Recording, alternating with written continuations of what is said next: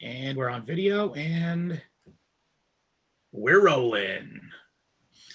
So wow, this is a very special episode. I hadn't thought of this idea, but when I corresponded with our very special esteemed guest tonight, Jared, are we using your last name, Jared?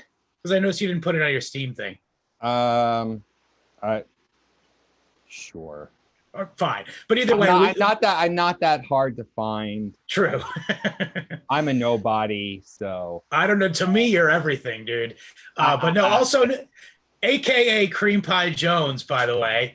But one Jared. We'll call you Jared. Let's just keep it a little sexy for the listener. I appreciate it. But anyway, so I've been in. Let me just start by saying I've been in correspondence with Jared for like 4 years, perhaps, for a long time, through Reddit messages, if I'm not mistaken. Yes. So unfortunately, my first Reddit name was destroyed when. Mine was too. The great Reddit purge. So. Yeah. But no, I still had. We made contact via email at some point, so we were able to reconnect. And we met in the cesspool of the internet known as the Opie and Anthony subreddit, or the funniest place. Oh yeah, of all internet history. Anywhere, the most talented, the funniest, like some despicable, some incredibly insane, but overall probably some of the best content creators. Absolutely, and some of the best internet detectives of all time, I might add. They made that fucking. I literally thought of this when I saw. Did you see that? I didn't watch it, but that "Don't Mess with Cats" documentary. We started to watch it, my wife and I, but you guys like cats too much. That's why I didn't watch it either. Yeah. but I guess it's that kind of level of. Well, no. Here's the thing. I said these guys are fucking amateurs, dude. Compared to the kids on Opie and Anthony subreddit, they make no bones about it. Like they're absolutely outclassed. How did it compare with the "He Will Not Divide Us" thing? Was that Reddit as well? I think there's a big overlap there. Yeah. So, for full disclosure, the reason why I'm apprehensive to do these things is just an irrational fear that I have, dating back to my days with Opie and Anthony, and then with special delivery. A general anxiety I had every day going in, because you weren't sure how you were gonna get fucked with, especially with special delivery with Sam and Dave. And that carried over even when I was producing with and on the East Side Dave show, because I didn't know. And it's funny because Pat Duffy was recently on Opie's podcast. Oh, really? Was he? I didn't. Yeah, I listened to the first half of it. I had to listen to it in bits because it is Opie after all.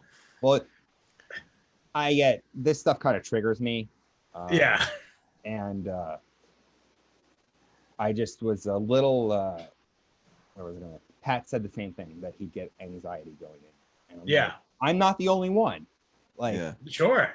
And that's part of the reason why I was very reluctant at first to come on Cinepocalypse now. Sure, yeah. Just because I never know what's going to be a work. Right. Oh, for me? Oh my God, no, nothing but admiration. I remember when we first emailed together, you said, "Why do you want me on the show?" Yes. So and it was absolute like complete mistrust right from the beginning. So now that you're saying this is starting to I'm putting two and two together here. I don't want you guys to take it personally. It's just no. Well, we're always very nice to our guests. I've listened to several of your episodes, and it's going to be on regular rotation now in between all the other. Oh, we appreciate that. Sweet, thank you.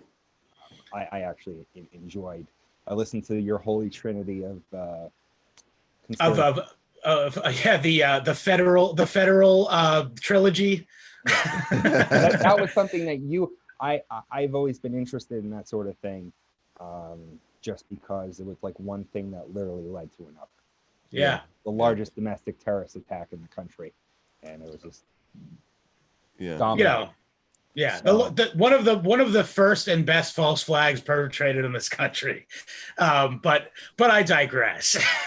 But no, that's funny. That's funny that you connected with the kind of chain of events thing, because I can't unsee like the Opie and Anthony show as being a very similar kind of just chain of events that all transpired into like just legendary for even people who don't like, dude. It's like the 6 degrees of Kevin Bacon or whatever. Like the fucking Opie and Anthony show was brought up in the Podesta papers, in the Podesta emails.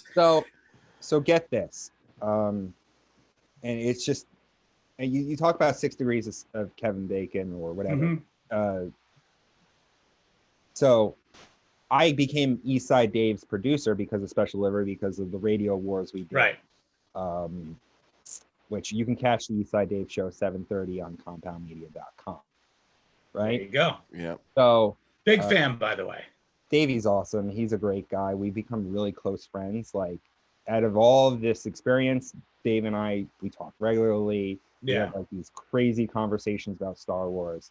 I know a lot of people think he's like a nut, but he's honestly a genuinely great guy. And dad.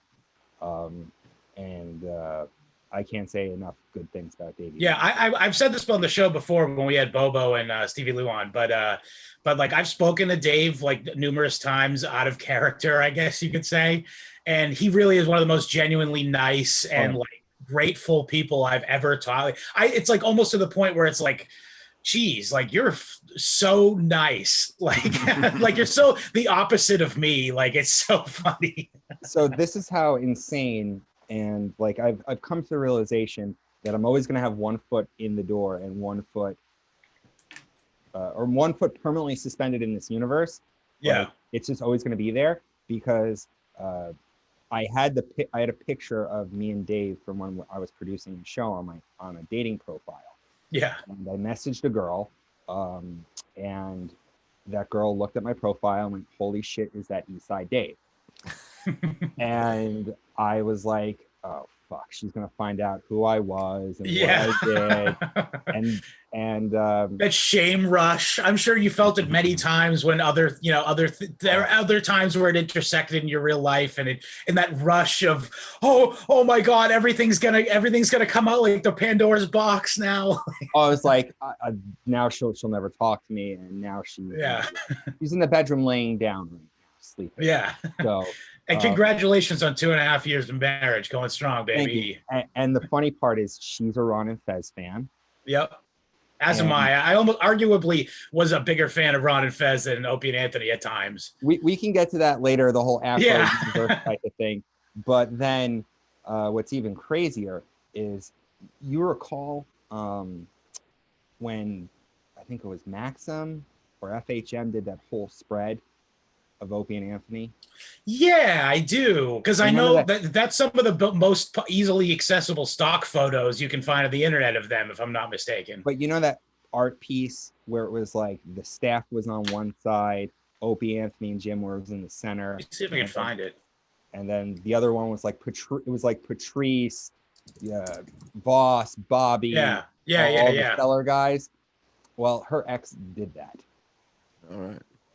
Wow. So okay. It's like this crazy fucking like web of. Yeah. I've accepted in my life that as much as I wanted to run away from this for a really long time, I can't escape it ever. Right. Yeah. I mean, even now, I'm really good friends with the former intern, Matt Ryan. Mm-hmm. I don't recall him specifically, but if you brought something up. Maybe Matt. Okay, yeah, I recall vaguely, yeah. Yeah, so like I'm really good friends with him. I talk to him all the time.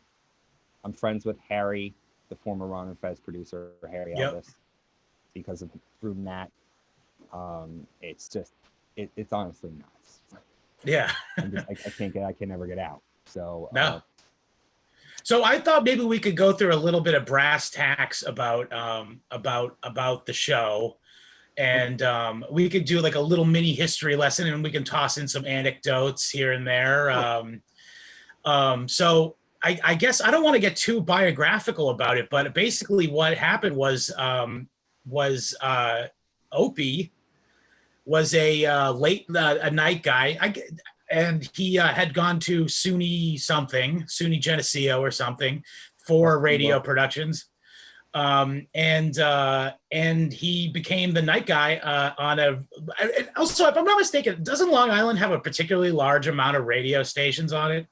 Oh yeah. I actually had gotten like a job once. I had like one promotion gig on a AC Top 40. Nice. Lucky Duck or some nonsense like that. But yeah, I mean, Long Island is pretty big. Yeah. That's true. Like if there's no traffic, it takes about 2 to 3 hours. Yeah, it's almost as big as my entire state. Yeah, like if you were to drive from the Verrazano Bridge in Brooklyn all the way out to like the Forks, it's about 2 to 3 hours. Yeah. Right. And that's because the 4 counties make up, but Nassau and Suffolk County have a population of 3 million people about. Yeah, that's fucking insane. And they've talked about seceding from like. It's a very different place than the rest of New York. Oh, well, it's usually very red. Yeah, I'll say. Like deep blue. And Nassau County is probably one of the wealthiest counties in the country, with I think the second highest property taxes in the country. Only second, I think. A lot of Wall Street guys live out there too. Oh yeah, I mean, that's where Anthony lives. He lives in. That's true. Roslyn Heights is in Nassau County. But yeah, Opie was working for a local radio station, WBAB, which was probably something he grew up listening to. It was a rock station. Opie's Nighttime Attitude was the name of the show. And also enter two swarthy Italian men who are two working stiffs. Who fancied themselves rock stars, I add, which is something I really identify with. I used to be a musician when I was younger. They write this parody song about O.J. Simpson, gun electric shock OJ. But to on the dock of the bay. Yes, it was a big hit, and you could go back. Also, by the way, mocked by Howard Stern on air, if you recall. And what's funny about that is that didn't they appear like a year? They appeared at some point. Anthony went into I don't know if they did. He went on to play his parody. I know, like right during the time that he was doing radio with Opie, he appeared on Howard Stern and did his impression of Jackie the Joke Man. And killed it. And Howard said, "Wow, this guy's pretty good, Robin." And and then Gary even mentions Opie on the. So it kind of really is the first mainstream mention of Opie and Anthony as a duo. Was on Howard Stern, which is almost ironic based off of Opie's bizarre obsession and hatred of Stern. By the way, it's very weird. Look, I can't blame Opie for like having this kind of obsession, because it's like he wanted to be number one. He wanted to be Howard. He wanted to be the guy that he wanted to be a David versus Goliath story. Yeah, that's true. Here are these two guys. They were working stiffs from Long Island, kind of working class, both claiming to have a working class background. And every time they quote eating out of cement bags, fucking the father establishing a church to get tax. That was a good solid bit, by the way. But that's something I might want to try myself, or we might try ourselves. William is try the old Fred Hughes method of tax evasion. What's it called? I also wanted to comment on the Howard Stern thing, but like it's worth mentioning that in many of the top markets in radio across the country, they were the number 2 show and Howard was number 1. And they shared an audience to a pretty large degree, because traditionally Opie and Anthony was afternoons and Howard was in the morning. And that's and we can get into the contract stuff later if you want. Oh yeah, it's pretty interesting. But yeah, so I could understand from Opie's perspective, like why he would at least be comparing himself to Howard. Well, I think that, you can't take anything away from Howard Stern. He pioneered this industry Yeah. of hot talk, Yeah. shock jock type of thing. But at the same time that he created this whole thing, he basically tried to keep the door closed. He tried to shut the door on the way out. Yeah, on the way in. Yeah. Which I can understand from a certain perspective, because I kind of felt that way about working in radio and Sure. being affiliated with this show. But from Opie's perspective, he probably grew up listening to Stern. Anthony yeah. admitted God knows how many times he would be Yeah. on, like, driving to work or being on a site, and the guy's just fucking around listening to Stern and dreaming about one day being that guy. Yeah. I mean, he was the guy to be, and he was the guy to beat. Emulate. Yeah. And at the time when Opie and Anthony became a thing, Howard Stern literally was the king of all media. Yeah. But to go back to the point of Howard got to that point, and instead of saying, hey guys, let's do this together, let's continue to break barriers, let there be an army of Howard Stern, he's like, oh, no. There's only one. Yeah. And I'm going to do everything I can to stop everyone else from even. It wasn't just them that he talked shit on either. There was like, what was the name of that guy? Yeah, well, he kind of took Bubba under his wing for a little bit too. That was after he went to satellite radio, though. I think so. You're right. Yep. But like, Howard had wars with everybody. Everybody, yeah. I remember listening once. My dad took us to Six Flags Great Adventure, and we were listening to Howard. Basically, he left the studio and went to the Rosie O'Donnell show to call her out for being like a spokesperson for Walmart, or no, Kmart, who sold guns, and she had given Tom Selleck like the riot act because Tom Selleck was a card-carrying NRA member. Yeah, so was Howard, if I'm not mistaken, by the way. I'm not. Yeah, I mean, all these rich guys who get death threats all the time, they all. Yeah, you kind of gotta have a gun. I think everybody should get one. Well, it's our right. So yeah, just saying. Tom Selleck's got no right having that mustache if he hasn't also got a gun. That's true. That's speaking from a true expert, by the way. That's what it's about. So Opie and Anthony hit it off really well with this BAB thing. Yeah. And Opie claimed, like, they're sitting at a bar, and it plays out like a movie. It really does. Thing plays out like, I wish I could be that good and write their story. Yeah, truth truly is stranger than fiction. Like a dramedy show. Mm-hmm. Because the stuff that happened behind the scenes was a lot of drama, but on air it was absolutely hilarious. Mm-hmm. And it would make a good Judd Apatow show. I guess. Yeah, I know. I'm kidding. Judd would get shit on it and wouldn't be funny. So, like Opie, they're sitting at a bar together, and he's like, I think I got an idea. I'm sending out demo tapes. And then coincidentally, what in some of the reading I had done, the program director for WAAF. Yes, the only station that really rocks. Was visiting some family on Long Island. Right. Heard Opie and Anthony. Wow, that is crazy coincidence. Pull his car over because he was laughing so much. Okay, well, that's a hack thing you say to Howard on the fucking phone calls, but yeah. He was so entertaining. He offered them a job. I again, a lot of this stuff's you read online, and so it's deep lore. Yes, it's all folklore, and this the way I'm looking at this whole thing right now, it's like gigantic campfire, because we're all telling it kind of it is. From like our perspectives of when we got into it, how it impacted our lives, because like we were talking about before we went live, we lived through this. This is our part of our history. And we said this before the show, but I think it bears repeating, is that radio, unlike any other art form, is really kind of almost, and this isn't a takeaway from the people who do it, obviously, but almost 50% of the product that is radio's dynamic is from the listeners. Especially with something like Opie and Anthony or Howard. Right. Yes. As, having callers that can participate and get in on the joke. Yep. And sometimes only add, and sometimes it can kill the entire momentum of the show. But sometimes that's funny too. Yes, depending on how good you are at. Yeah.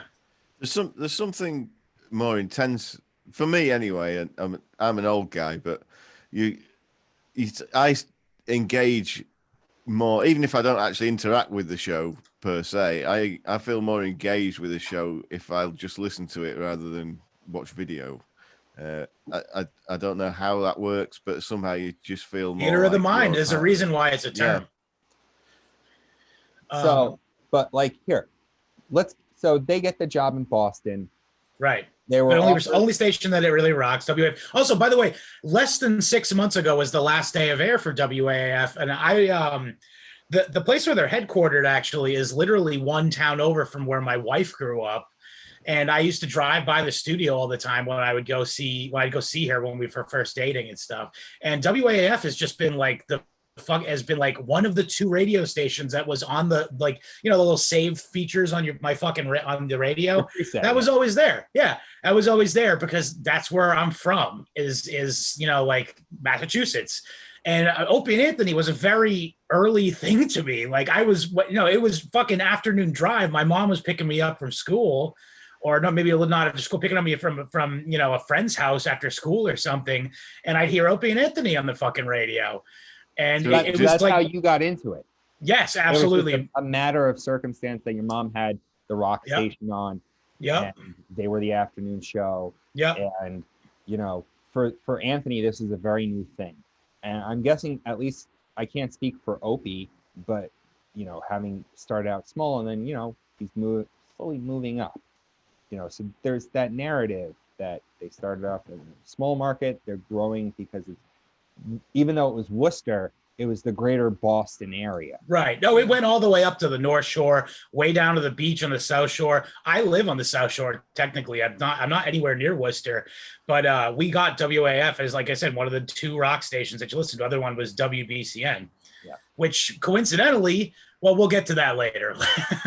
Yes. But so they do a bunch of really hacky, very typical of the time shit then.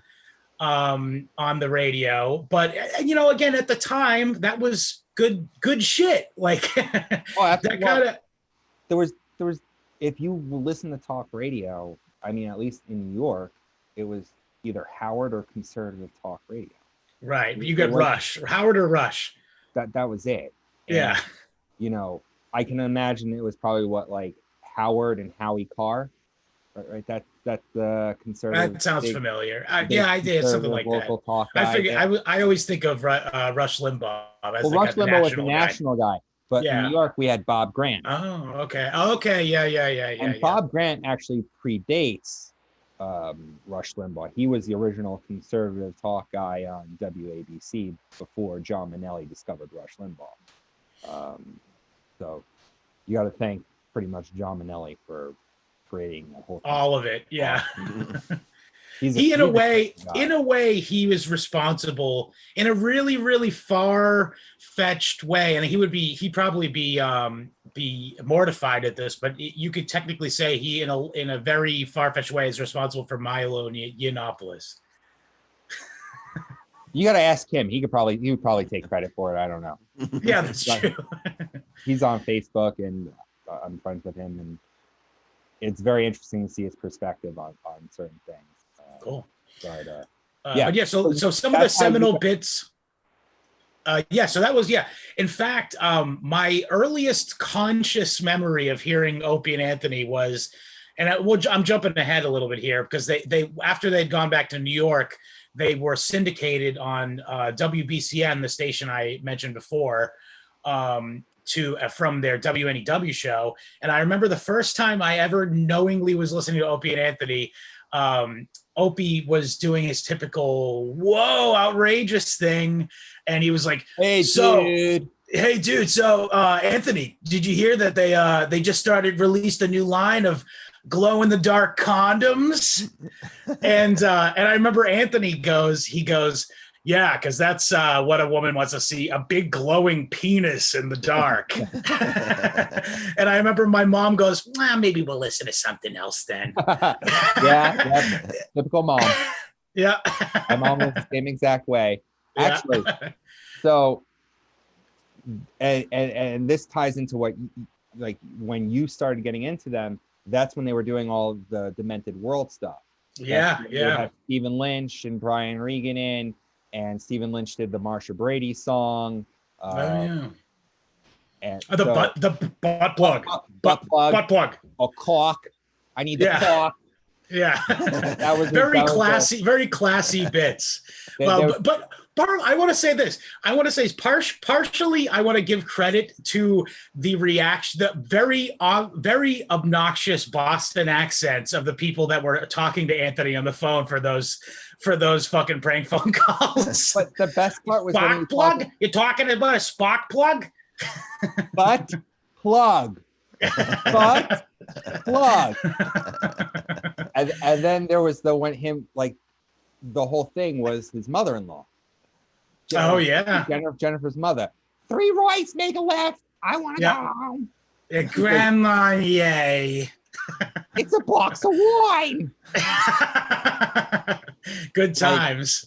Like she would refuse to make a left-hand turn because I guess she was such an. I know women alcoholic. like this, by the way. Yeah.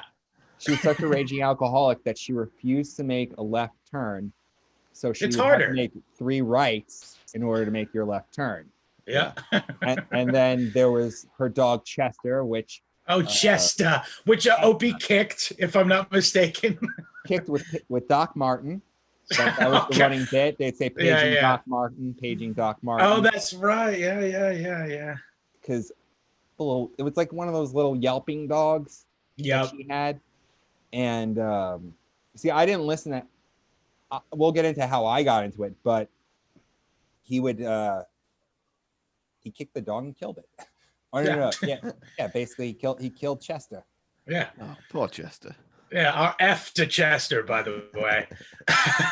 That was something funny too, because I remember like when I know I'm fast forwarding a lot here, but when the subreddit days were happening, they would repeatedly try to get the cake stomp video to go viral, and then they would mention in the comments he also kicked a dog to death in 1995.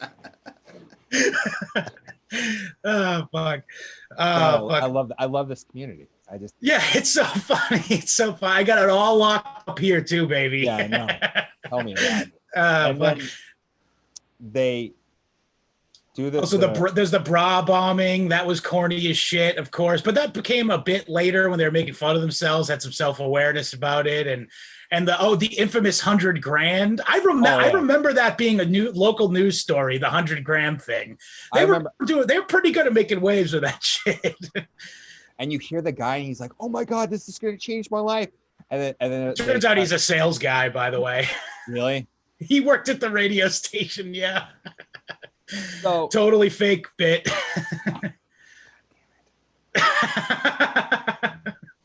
Hey, we thought it was real, man. It's still real to me, damn it. Theater of the mind. Yeah. There you go with that. Yeah, it's I was doing research for the show. And I listened to 3 things. The first thing I listened to was something on Spotify called Shock Jocks, The Rise and Fall of Opie and Anthony by a guy named Matt Provenzano. And interesting. I haven't heard of this. What's interesting is, and I caught this, and if you listen to it, you'll probably hear the same thing. He got into Opie and Anthony maybe in 2011, 2012, because he doesn't talk about any of this stuff really. He might talks about like the $100,000, and he talks about some of the stuff at NEW, but he's not talking about Judy or Chester. Yeah. And that whole thing. And that I mean, honestly, he's a YouTube guy. He's a YouTube guy. And it's just interesting that there's so many different iterations. There's someone like you who's far old school than I am, because you were listening to it as a kid at AAF. And I got into Opie and Anthony because I went to Jew camp with this kid named Mike Stoller, and he at the time was like super fan of Opie and Anthony. Like, right. He had the Demented World series CDs. Oh boy, yeah. Like, he was talking about Full Blown AIDS, the song that Jay Moore and Mike DiNicola wrote. Yeah. that Stephen Lynch made famous, and no one ever talks about that stuff anymore. Mhm. But I mean, he told us he was the one who talked about WoW.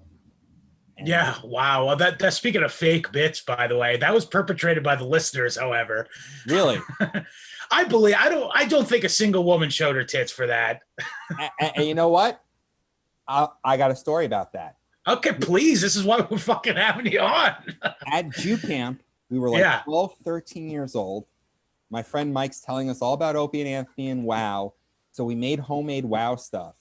And we had a night game, a night Met game that we went to as a field trip. And we walked around Shea Stadium instead of watching the Met game, trying to get chicks to wow us. Did it work? Hold on. We're in the parking lot about to leave.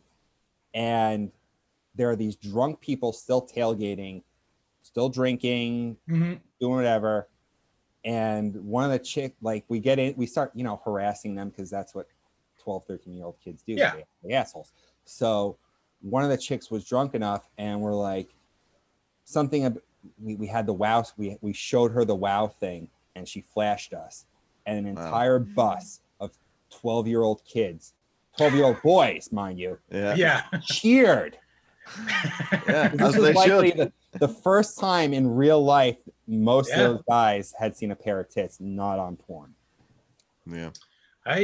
Mine's not Opie and Anthony related, but mine was also a drunk chick at a sporting event. It was Fox game or a Patriots game? Patriots game. But she was promptly ejected. This is before they were good, I believe. Yep, this was Bledsoe era, if I'm not mistaken. But so we were all obviously more excited to see that than the game, is what I'm trying to say. But I digress. Yeah. I've only ever seen that happen once in real life, and that was way back in the late 90s. And I didn't realize at the time, but I think it was like the end of an era of sort of working class merriment where I was driving a truck and this old bus coach had clearly been to the racetrack for the day. Oh boy. That had executive travel written on it, but had never had an executive anywhere near it. Came past me in a cloud of smoke, and it was basically full of fat girls from Rotherham wearing their best bib and tucker who'd been to the races and got drunk, and just there were like three girls in the back seat, and as the bus pulled in front of me, they all showed me their tits. Nice. Like, whoa, that's amazing. well, I will say this, but if they were from Rotherham now, they'd have a lot more to pull up and expose. Yeah, exactly. Well, I think for those in the know, they're Muslim. Got it. Okay. I think these were more of the caliber of the victims than the perpetrators. Yeah. Let's not get into that stuff. But so literally to turn into the subject. To rewind a bit, Opie and Anthony are doing very well in Boston, but their program director doesn't like them. Right. Also, Scorch was there, by the way. He comes into play. Or as I like to call him, the more talented Pat Oates. Scorch, honest, like I went to Syracuse. I never listened to Scorch. But he's pizza, not hamburger or whatever. From what I understand, he was friends with them. He came up the same way Opie did. Yep. And then there was Rocco, and Rocco would end up like basically Fredoing them. Like he betrayed. Like he was supposed to be actually closer than Scorch was with Opie and Anthony, because I think he followed them or he was before them. I think he was the overnight. Yeah. But he was friends with them. And then the program director, Dave Douglas, his wife didn't like Opie and Anthony, and Dave Dickless, yes. Yeah. And the way they've always described him as more of a henpecked man who basically was trying to steer them away from doing all the shock jock, Howard Stern-esque stuff. So he always had it out for them. And then when the Mayor Menino let's set that one up a little bit. Yeah. This was massive news to everyone in my state, as you might imagine. When the mayor of the largest city in the state, is it the capital? It is, yeah. So it's the capital. The mayor of the capital is announced. Well, yeah, what happened was it was April Fool's. So, I mean, like, by the way, shame on anyone who fell for this bit, by the way. But it was April Fool's, and they reported that Mayor Tom Menino, aka Mumbles, was in a pileup of cars, I believe, in his limousine. With two teenage male Vietnamese boys, and he was pronounced dead at the scene. And dead, but very happy. Yes, and so did you hear that unfold? Yeah. Oh, let me think. Do I have an am memory of it, or am I like compositing memories of it? Because I remember. Yeah, I absolutely, definitely remember hearing my family and whatnot talk about it. And my dad thought it was pretty funny, as you might imagine. but yeah. So and yeah, it was like a huge scandal. And the response, by the way, of Opie and Anthony to this was they did actually almost immediately say that it's just a joke, we're kidding. But it didn't matter because it had gone out on the radio, and his wife had heard it as fact. And had a fucking complete meltdown, as you might imagine that somebody might. And their response was to go on local television and say, "We're really sorry. We shouldn't have done that." But fortunately for them, they had signed with NEW, so they were just looking for, or at least Opie at the time. Because I think that's like an Opie revisionist history. Because the way Anthony says it is that he was panicked that he would have to go do tin knocking again. So if this was something that Opie was doing, well played, sir, because you even fooled your co-host. But from the stories that I've heard, and I got to remember. Again, this is like a campfire story. Let's not forget. There's different accounts. the thing was that Opie came up with the idea and called Anthony when he was either sleeping or hungover or a combination of both. Again, he was kind of like groggy, had just woken up. And he's like, "Hey, you want to blow up your career? You want to blow up our careers? Let's do an April Fool's prank saying Mayor's Day." And Anthony was like, "Okay." But from what I understand, they had already signed with WNW. I think what it was is that they were in talks, and I think that maybe Opie perhaps had machinations. I'm giving him a lot of credit here that I'm not sure is warranted, but I'm going to give him the benefit of the doubt that he perhaps thought that this kind of national news story might give them an edge in their negotiations with NEW, who they were probably, like I said, in talks with. I think that, at least the way I've looked at it, as far as I think that very early in this career, they were fully invested. It was just the two of them plus Spaz, Psycho Mark, and Psycho Kim. And they were fully invested. And then, because they were only making about 30 something a year when they were up in Boston. They signed with NEW, and it basically they're like about 10 times the amount. I think they were making like 150,000. Something like that, yeah. When not righteous bucks. Not yet. But honestly, it was a homecoming for them. Right. They were on WNEW, which was a classic station. Yep. They were hanging out with Scott Muni, who is a legend in New York radio. He basically built WNEW. He's a rock guy, right?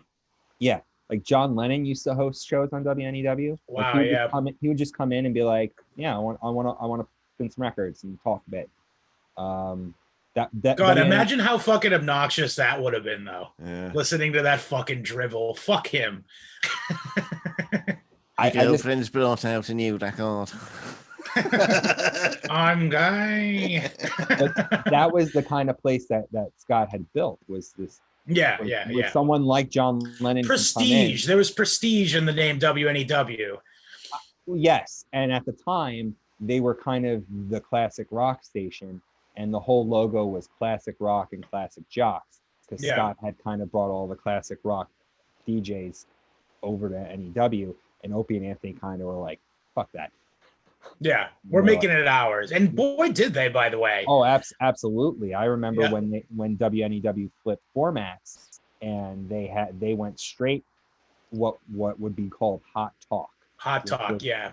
It's not conservative talk radio.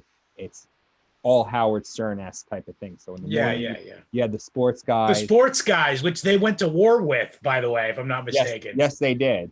And they went to war with everyone but Ron and Fez, I think. Yeah. and Ron and Fez started out on the midday. Yeah. Then it was Opie and Anthony, then Don and Mike. And Don and Mike they went to war with too. Yeah. Absolutely. But a lot of people will put that more on Opie. Yeah. Well, you listen, the guy has an ego. We'll just say that. But also, you know what? That's what I'll be honest. And I don't think anybody doesn't love a radio war. Yes. No, I agree. Like, I thought that at the time, listening to like them go after those guys was hilarious. Because at the time I was 14 years old. Like, right. I remember listening to some stuff like the MILF contest that they had on NEW. Oh yeah. But what really got me like, this is my fucking shit, was John, speaking of Beatles, George Harrison was dying of brain cancer, and someone came in and did a parody song of Stay On You, but it was I'm Gonna Die Real Soon. Yes, I remember this. And I was like, this is absolutely hilarious. Yep.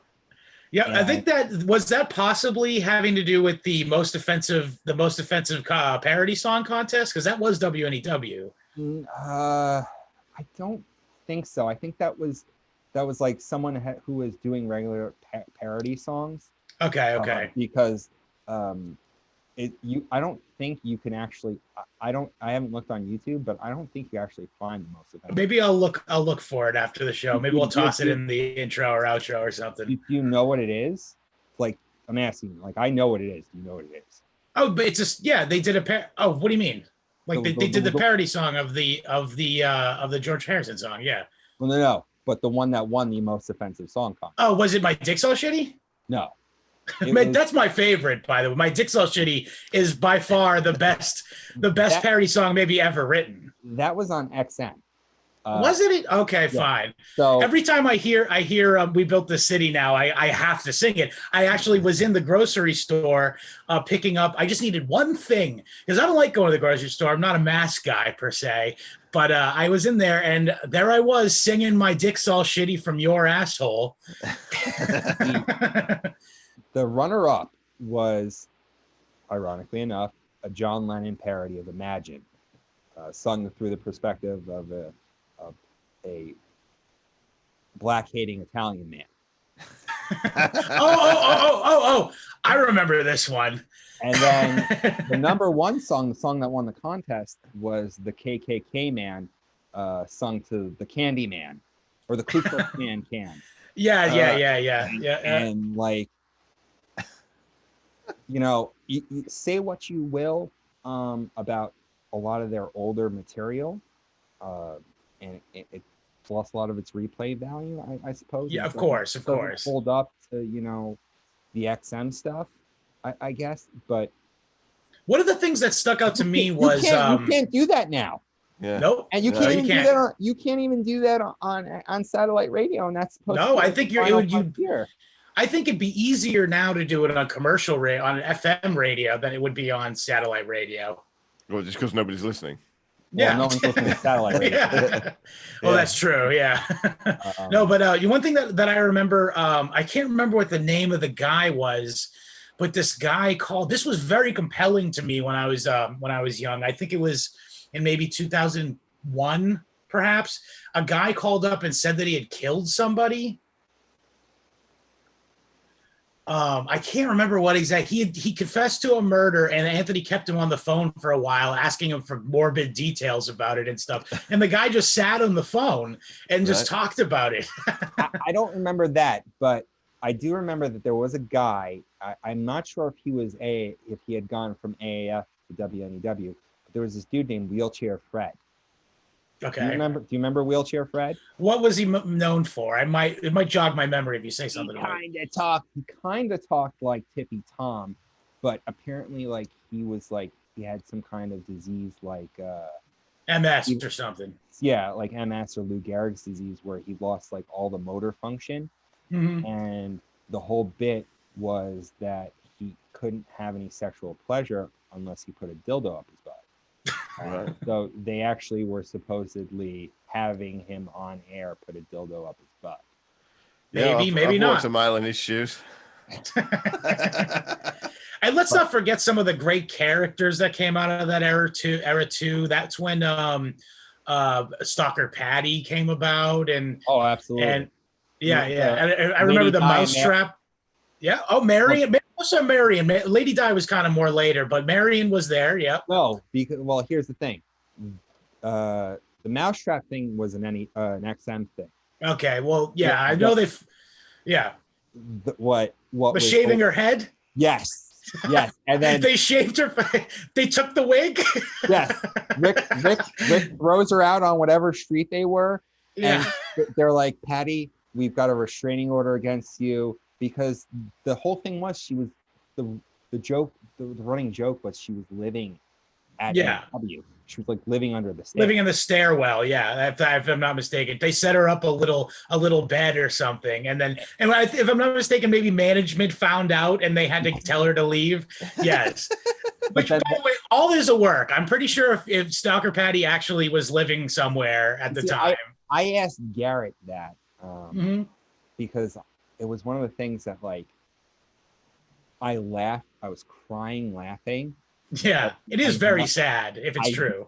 I know that like I've met Patty, and I know that like I feel like an asshole for laughing at it at the time. But I was a 14-year-old kid. Yeah, and Patty was kind of like it was obnoxious, and that whole Stalker Patty thing came from like she legit stalked them.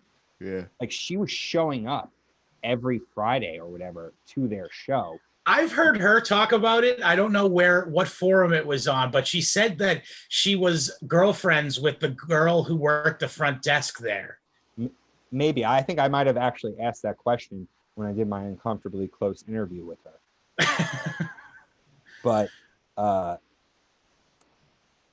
know there was an instance, because this was something else that Matt Kidd, Provenzano on the Spotify podcast didn't mention. Like, their producers at the time were Rick Delgado, right, and Ben Sparks. Ben Sparks, right now. Speaking of stalking, we'll get to Ben, but Rick's sister was Opie's long-term girlfriend, Sandy. Yep. So they were basically brother-in-laws at that point. Yeah. And apparently there had been some kind of death threat to Opie and Anthony or something going on, and Patty was at a live event, brought it up to Sandy, and I think this was kind of like the turning point for Stalker Patty, where like she became like a mainstay there, because that kind of because it made Sandy uncomfortable when Patty brought that thing up, because apparently Opie had kept it from her. And this basically set everything else in motion, where they just like they did everything to her, to what Scott was talking about before. They shaved her head at the Opie and Anthony softball game, which is like something in like O&A lore. You know, you had Tracy Morgan sitting in like a kiddie pool in a Speedo, like a bunch of strippers, and there was beats. By the way, beat strippers, fucking gross strippers. Yes. You can see all the pictures. I think all the pictures are up on I don't know. I don't think it's called Foundry Music anymore. But we'll get to Steve. So yeah, he wasn't. I don't even think Steve was a producer at that point necessarily. He was just kind of like the media guy that I guess. Yeah. I'm not 100% sure they had contracted out. So Steve was basically taking all the pictures. I believe Steve became producer once they went to XM, if I'm not mistaken. Steve became showrunner after the fact, but I think that was partially because Rick had moved on and now he's a super producer. Yeah, he's big time. What does he do now? Doesn't he work for like Oprah? No. No, you're thinking of Eric Logan. Yes, Elo. Right, my bad. Rick does like, he's just a super producer, and he produces like a lot of different stuff. Yeah. He's all over the place. I think he's a happily married guy with kids. Good for him. Living his best life, as they say. One of the survivors of the Opie and Anthony universe, seemingly. And you know, it's funny.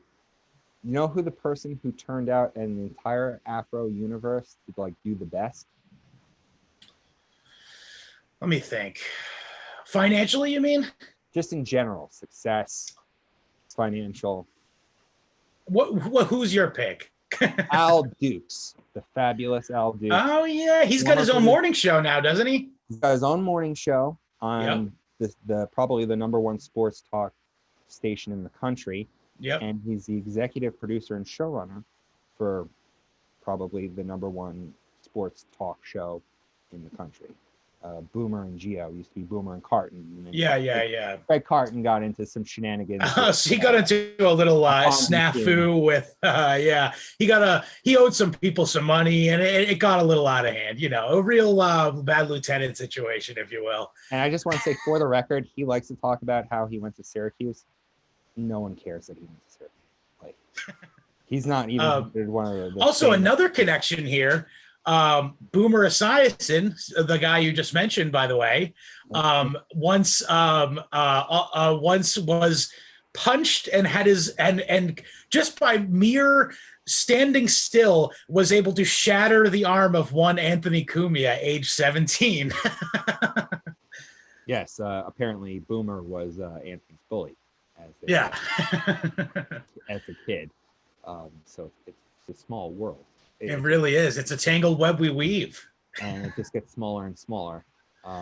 But like, and this was something that I also heard on that mini series on Shock Jocks. Opie had described this as the best era of Opie and Anthony. And honestly, I think that this was the best era, was the AAF and W era, because that's when you had the building of the Afro show. Yep. Of Opie the crossovers. Opie, Anthony, Ron, and Fez. Yep. You had the building of the establishment of the Pests. Yeah. Assault on the Media, I think, was during this time, perhaps. That's XM. Okay, fuck. I keep getting them mixed up. But that's when you had someone like Doug Out Doug. You had something like you had What Did We Learn? And the callers were really like, there's one call, like there was a few callers that stuck out. One was like a regular called Uncle John, and he usually had good lines. And then you had someone, had been this woman that called in named B, and she basically was like lambasting them, calling them chauvinists and pigs and all that stuff. So one guy called in and went, B's a C who likes D in the A. And everyone got it. It was like a killer line, and it stuck with me almost like 20 years. Yeah. You know what I mean? Good. Like, yeah. This is when you had the cementing of what Opie and Anthony would become, because that's when Jim joined. Yeah, that's true. And this is when the comics start, or like the classic comics start trickling in. Jim obviously was working his way up. Norton, for those who are out of the know, obviously, came in as just a guy, promoting gigs or whatever with Andrew Dice Clay, with Dice, who was brought to the show because a bunch of comics had mentioned that they heard on the radio that Anthony Cumia was doing a pretty good Dice impression. And and when it started out, the work was that he didn't like the fact that they were doing that, and almost it got to a real point where there was animosity between Jay Moore and Dice, because Jay Moore was calling him. Right, and didn't Jay Moore call the police on Dice? Because he had referred to Dice as a Jew and a Hebe. And not wrong, by the way. Yes, his name's Andrew Silverstein. Yes. But Dice didn't. Middle name Clay, though. Yes. Dice didn't like the fact that he'd referred to him that, and right. There were police actually involved, I think. Right, and then later, Jay Moore asked Chad Zumach to come to his come to his hotel room with the implication of sex. But we're moving on away from Jay Moore. but Jay Moore was one of the like like I said, him and Mike DiNicola wrote that song "Full Blown Age." Yeah, basically, was like the Opie and Anthony anthem song. Mm-hmm. Like that was. Maybe that's why Chad Zumach carries all those extra credit cards to help him get into people's hotel rooms at the key. He thought that they were hotel keys to get into Jay Moore's hotel room. Like, I remember the first time they had Patrice on. Yeah. They had Carlos Mencia on, and Mencia was hogging up the show. And Opie was doing his typical wait to bring the fucking power trip, right? Yeah. Instead of bringing in, but what was amazing about that era was it always seemed like Anthony was always drunk. Because he probably was. It was an afternoon show, and it sounded like a wild party. Garrett was always high. Like, they had a foosball table. Yep, the Jägermeister machine. Yeah, the ice, like, it sold like, it poured out like smoothie-esque ice cold Jaeger. And they used to talk about that, and they probably had a shit ton of Sam Adams because they were doing Sex for Sam. Yep. This is, they had done the homeless shopping spree with Ziggy before Tippy Tom. Enter Keith the Cop, by the way. That's when Keith the Cop comes in, because Keith was a listener, and they needed the homeless shopping spree, and Keith becomes part of it. They had this guy named Old Dirty for Lorenzo. He was like a guest. He was a character on the what else was there? I'm trying to think. So many too, by the way. Absolutely. They were sort of bringing. That's when Anthony and Brewer were friends, and Jim Brewer used to come on all the time and tell those crazy stories. Mm-hmm. The pizza neighbor guy. That actually was an XM thing. Okay, you see that, and I love that story. Like, I'll listen to that once a year. Yeah, it's one of the most epic stories ever. It really is, and it's funny because you can find news clippings about it. I've been to Chester. Like, I was up there maybe a month ago for work, so like I know where, like, that area where Brewer lives. It's the middle of nowhere. Like, when he talks about like looking out his backyard and seeing nothing but trees, that's what it is. It's bumblefuck. So like, I could totally see what was going on, and I've had my fair share of pizza-esque type of guys in my life. Yes, so of course. I could totally relate to what Brewer went through, and I'm sure he really wasn't exaggerating that much. No. So, like, and what I think was great about also on EW was, they had to dance around shit. Like, I think also, like, even Howard has talked about this publicly in interviews and stuff, where he said that, like, you can, I don't know if it must have been Howard, but he was saying, like, it's almost funnier when you don't say swears. Yeah, it's funnier to kind of, say that part of the me instead of my dick, But I mean, they had created a whole like lingo, like that was balloon knot. Yeah. I like saying, you know what. that just kills me. Yeah. But anyways, let's hit some of the greatest hits though. So we got the stalker patty ejection. Oh, Black Earl. Oh my God. They sent him skiing. Yeah. where you want this thing. Like, it took him a whole day to put up set up the pictures on the wall. Yeah. I don't want to like. Earl's awesome. Earl's awesome. Yeah. I'm gonna be 100% honest. The laziest motherfucker I ever met. He really busts those stereotypes wide open. I remember after Opie and Anthony, when like Ron and Fez were like setting everything up, Dave, Pitsy, Pepper would be running around with the interns, setting up the studio, making sure the show prep's up, making sure the board's set up for them. By the way, there was a lot of show prep for that show. Not so much fucking Opie and Anthony, by the way. No, there was a decent, like Travis, like when I interned there, Travis did like a whole sheet. We'd set up the papers. We would have to do like a sports page stuff. Sam, Danny, all those guys had worked on like, having audio cut up for them. So there was a decent amount of preparation. They made it seem like there was none. Well, they didn't look That's at the all part prep of the magic, though. They didn't look at the prep sheet. Yeah. True that.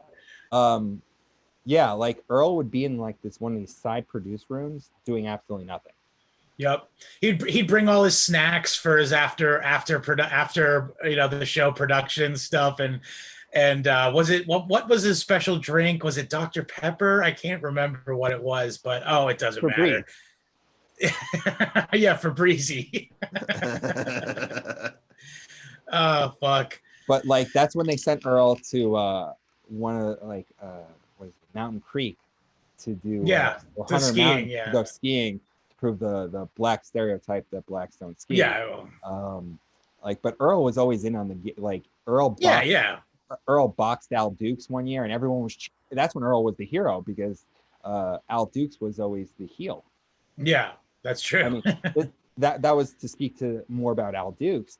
Al Dukes had bought Opie a pinball machine, a Rolling Stone pinball machine. This is one of the more infamous NEW bits. And going into Ron and Fez, he took a baseball bat or a sledgehammer or something, and he just destroyed this like vintage Rolling Stone pinball machine. Yeah, I know the Rolling Stone pinball machine you're talking about. I regularly go to the world's largest arcade in New Hampshire, Fun Spot, and they got it there. And I remember seeing it and remembering that bit and being like, "Wow!" But yeah, like that was a hilarious bit. Like I just remember being like 14 years old, freshman in high school. I had just moved to Jersey from New York City, and I listened to Opie and Anthony every day. It was like my ritual. I would play Grand Theft Auto 3 and just listen. Those were the days, man. Yeah, I know. It was like incredible. And I remember another side story. They did a Naughty Nighty contest. What was it? It was just like chicks coming in wearing like 90s, and they'd post the pictures on Foundry Music. Right. Yeah. And then also it's like, whoa, hot chicks in the studio. And you're 14 and you're like, oh, fuck, I bet they're so hot. Yeah, I mean, that was that whole concept. I believe it was Stern that thought up the idea of penetrating women on the radio. It's like, I mean, that's theater of the mind. They really ratcheted it up, though. Yeah. That's where they introduced the wiffle ball bat challenge. The wiffle ball bat challenge, yep. That was when Opie's secret talent. You know what that was? Refresh me. He would be able to guess a woman's age by looking at her taint. Oh. Yeah. Also, what was the one where they put the phone inside of chicks and then they would call it and see if you could hear? I think that was XM. They put a okay. Well, all right, fine. Yeah. But that's when NEW is when they did cherry darts. Yeah, cherry darts. Don't forget about that one. Yeah. But to go back cherry darts? I'm a foreigner. I didn't hear any of that. If I remember correctly, I believe there was some shooting of assholes, of cherries out of assholes. Yeah, right. But you'd spray it with like whipped cream so that the cherries would stick. Right. And then women would bend over or show their area, spray it with some whipped cream, and then they throw cherries like darts. To see if they could get them. So they're throwing cherries into the asshole. Yes. Wow. That was the and there were women that were down to do these things. Yeah, there's the lesbian couch. Yes, there's Lobster Girl. Yeah. Oh yes. Let's not forget about one Melinda. Yeah. But yeah, a bunch of bits where they would put women in let's say compromising situations for the listener. Yeah. But where the crossover happens with the Naughty Nighty contest was there was this girl named Rihanna who went on the show, well, let's just say her father was a math teacher at my high school and somehow found out that his daughter did it, and not through me but through friends, and they kicked her out of the house. And I remember listening that day when her parents had thrown her out, thinking, oh wow, this is hilarious because my friends have him for algebra. So and the tangled webs we weave. Oh, absolutely. And then they blow up their careers again. But another thing was Norton, fucking Lewis Black, and Yeah, the Voyager Bus, which is where they drove a clear bus through Times Square with naked women in comics inside of it. Yes. And it resulted in the Lewis Black and Jim Norton, I can't remember who the other person was, were all arrested. I think it was Rick. Maybe, yeah, it'd have to be a producer at that point because Either somebody's Rick got to or run the Ben. audio in there. Somebody's got to run the audio in there, yeah. So it was one of the producers. It was either Rick or Ben, because I think Garrett at the time was only an intern. And Stinky. Still Stinky, by the way, yeah. Stinky became Awesome Garrett, and then Awesome Garrett. Awesome Garrett. Our Garrett is an awesome An awesome Garrett, yes, that's true, yeah. And by the way, I have completely ripped that. I know it's from a song, Our God is an Awesome God, but I've used that format. I'm awesome. Our Garrett is an awesome Garrett for any fucking any sort of tribute to some guy. Every year on Ron Paul's birthday, I say our Ron is an awesome Ron. He reigns. The irony of that whole thing of people getting arrested for naked women on a bus. I think now you get arrested if you don't have naked women. Well, it's also fully legal to be topless in New York City. Exactly. That's what I mean. Yeah, you've got basically it's now a show of strength, isn't it? But they just co-opted so you could say that Opie and Anthony broke new ground for radical feminism there. Yeah. They're real bra burners. I mean bra bombers. Bra bombers, right? Let's not forget. Yeah. Fuck. Yeah. So, and what is that? So finally, let's talk about Sex for Sam, which had been going on it was Sex for Sam 3, I believe. Yes. So this had gone on 2 years prior without a hitch. Well, I think it happened once in Boston because Sam was Sam Adams. Sam Adams, which is our beer. Yes. And you'd have Jim Cook on. Yeah. He'd be all excited about, couples having sex. Yeah. Drank his beer. Yeah. And I think the whole show got invited to like some sort of like Sam Adams Island or something too. If I'm not mistaken. They had some crazy relationship. That Jim Cook guy is fucking bonkers. He's a fucking weird guy. Well, also a billionaire. Oh well, I mean, he owns White Claw. He owns White Claw. He owns Angry Orchard. I think he also owns Coney Island. Yeah. Because every time there's a new thing in beer, Jim Cook has to own it. So when Not Your Father's Root Beer came out, which I was like one of the first people in New Jersey to try it. In real life, I worked in the beverage industry, and one of my distributors was like, "Here's this thing, get it really cold." I don't know if you have this out there in Great Britain, William, but it was a hard root beer. Oh, no. It was a beer that tasted like soda. It was absolutely delicious. Right. I'm not a fan. And I do like root beer, actually, but I tried that, and it was not my cup of tea. But to each his own, I suppose. I like we don't even have soft root beer here. Really? No. I have tried it. You might... I've had the opportunity to try it once in my life. And do they have sarsaparilla out there? No. Oh, wow. We have dandelion and burdock. I believe both of the roots that are used in root beer and in sarsaparilla are both native to here, so it doesn't surprise me that they wouldn't be there. Well, but, I know that sarsaparilla is a bit more thicker and creamier than. Yeah, I like it too. I like it. It's a little more bitter too, actually. Look, this is now the beverage fucking podcast, by the way. I only know sarsaparilla from. I talk about that forever too. So, I only know sarsaparilla from old cartoons. Actually, I think it tastes better than root beer. I do too. Yeah. Anyway, we digress. Yeah. So what Sex for Sam, what it was, for those who are shockingly listening this far who don't know, was a game in which comedians who were regulars on the show would go with couples around to different spots in the city that it was, because I do believe you're right, Jared, in saying that it was in Boston the first year, at least. But in this third year, it being what it is, a shocking shock jock radio bit, they thought that it'd be a very exciting place. Oh, so basically how it worked was they would get different point values for sex in public at different locations. And the different kinds of sex, too. And different kinds of sex, yes, you would give more points. It was called the 2-point conversion, I believe, for anal sex. Yes. In order to be shocking, ever the shocking show, Opie read the list of scores you could, or locations that you could potentially have sex in, and just to be wacky, mentioned a church.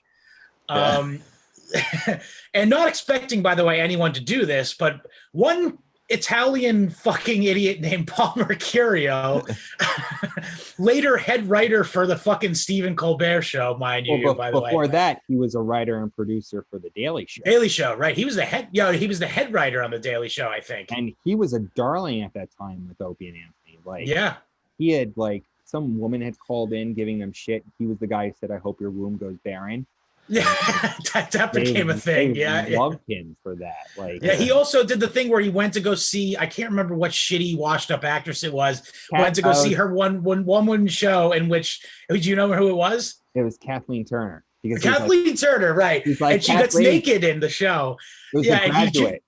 Oh, okay, yeah. And then so he gets up in the fucking, was this on Broadway or off Broadway? No, I think this is Broadway. Oh boy. So he stands up during the show and says, "Kathleen, no one wants to see your tits," or something. He says, "See, this is put your clothes on." Yeah, he goes, "Kathleen, put your goddamn clothes back," because all this stuff now is just like a flood of memories. Yeah. You know, like I was saying before, it's the inverse of the shame spiral you felt when you found out that chick knew who East Side Dave was. My wife knew who East Side Dave was. That this is the reverse, because this is bringing back all the good memories of pre-intern days before I saw what was going on behind the curtain. Right. So. To piggyback. Oh yeah, sorry. So Paul Mercurio brought a couple to the biggest cathedral in New York City. It is also country, no? It's up there. I'm sure there's some bigger ones in Texas. Let's face it. Well, this is the biggest Catholic. Right, and also this is the place that the Pope visits. Yes. So they decide to go there, and I don't know if they were actually fucking, but I think the official story is that they were simulating anal sex in a confession booth in St. Patrick's. The confessional booth, that's new to me, because I always thought it was kind of like in like a vestibule kind of area. You could be more remembering it a little better than I am. I remember this at the time, of course, but it was a whole lot of nothing that became something. Well, right. I would was it the clergyman's union who kicked up a stink? Because, like, you know, we have to go to seminary for years in order to be allowed to have anal sex in the cathedral, and these guys just walking in off the street and doing it. They're not union. Well, what had happened was the Voyager Bus helped propel Jim Norton and Louis Black's notoriety because they got arrested for it.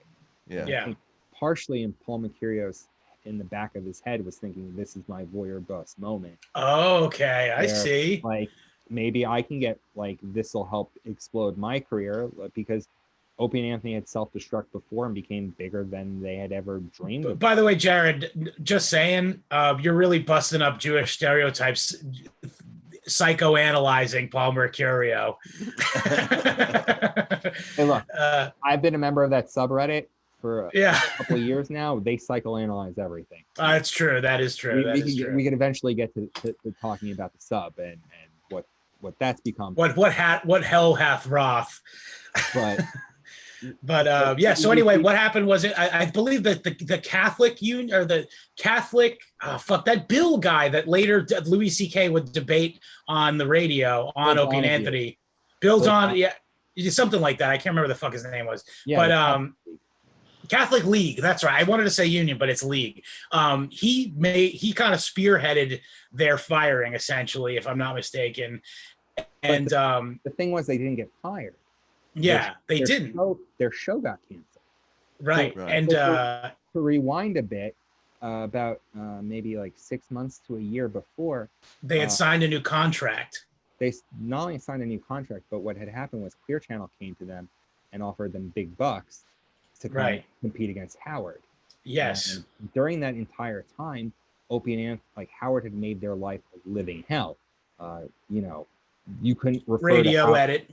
radio edit. You couldn't refer they would refer to him as Howard Earn. Yeah. That was the kind of thing. Like you couldn't. Mel brought the hammer down. Mel Karmazin, yes. He also brought up extensively on the Howard Stern show, by the way. Yes. Howard was on K-Rock 92.3 FM. Opie and Anthony was on 102.7, and both were owned by Infinity Broadcasting, a subsidiary of Viacom. Mel Karmazin ran the cluster, or ran with the whole radio thing, so he was both their bosses. But Howard was Mel's guy, or Mel was Howard's guy, and whatever Howard wanted, Mel would do. Right. And also, this is I know everyone probably listening to this knows this anecdote, but Anthony once relayed the story about the time that Mel had them come into the office after one of their scuffles with Howard and said, "So what time do you get up in the morning and decide you want to fuck Mel Karmazin?" I could see Mel totally doing that. Yeah. Because when you're number one, and you know you're number one, and as Larry King would later say, when you know you have clout, you have clout. Yep. You use clout. So instead of seeing these guys as an opportunity to build on what Howard had and kind of have a mini empire of his own, he basically made their lives a living hell. And I can see to a certain extent that's probably where Opie was like, fuck this guy. Yeah, he probably said, Howard's probably jealous of us. Or not jealous, but he's nervous. Threatened by us. Threatened. So, which in a way, there's reason to believe that there would be some sort, because as it was, I mentioned this before, but Opie and Anthony had traditionally been an afternoon show. So they had never competed head to head with Howard. And so, as I said before, they kind of had a shared audience. So there was a remote, if not reasonable chance that if they were to go head to head, that there'd be, if not a mass of exodus from Howard, but at least a significant amount of listeners would go to O&A, and that would make Howard not necessarily number one in every single market he was in, because he was in every market, and O&A were growing the amount of markets they were in. It might have been more like Howard was number one and number two was like all the way down here. Yeah. Whereas like now it would be like, this is Opie and Anthony and this is Howard. Where like, it would be almost like they would have caught up to him, and he would have actually had to put more effort into doing his show, or come up with something more, had to innovate instead of just relying on being on Howard Stern. Yeah, besides, they're ripping me off, Robin. Tell him, Fred. Everyone ripped Howard off. Yeah. So what had happened was Clear Channel approached Opie and Anthony, and Clear Channel was the number one competitor with Infinity. New company, if I'm not mistaken, too, by the way. At the time. I think they were owned by Disney at that point. Yeah, they were only a television company. They decided to make the jump into radio, which is why they wanted to do something brave, like maybe pit somebody against the king of all media, perhaps. And which is funny because they wanted Opie and Anthony to come over to Q1043, which is the classic rock station where Scott Muni went after Opie and Anthony. Oh, he can't escape them, can he? No, Scotto couldn't, unfortunately. Well, he did, because Opie and Anthony used Clear Channel as leverage to get the $5 million a year contract from NEW. Yep. So NEW or Infinity signed Opie and Anthony to a 3-year deal, $5 million a year. Also, $5 million is the same figure that Anthony would end up paying Jennifer Cumia.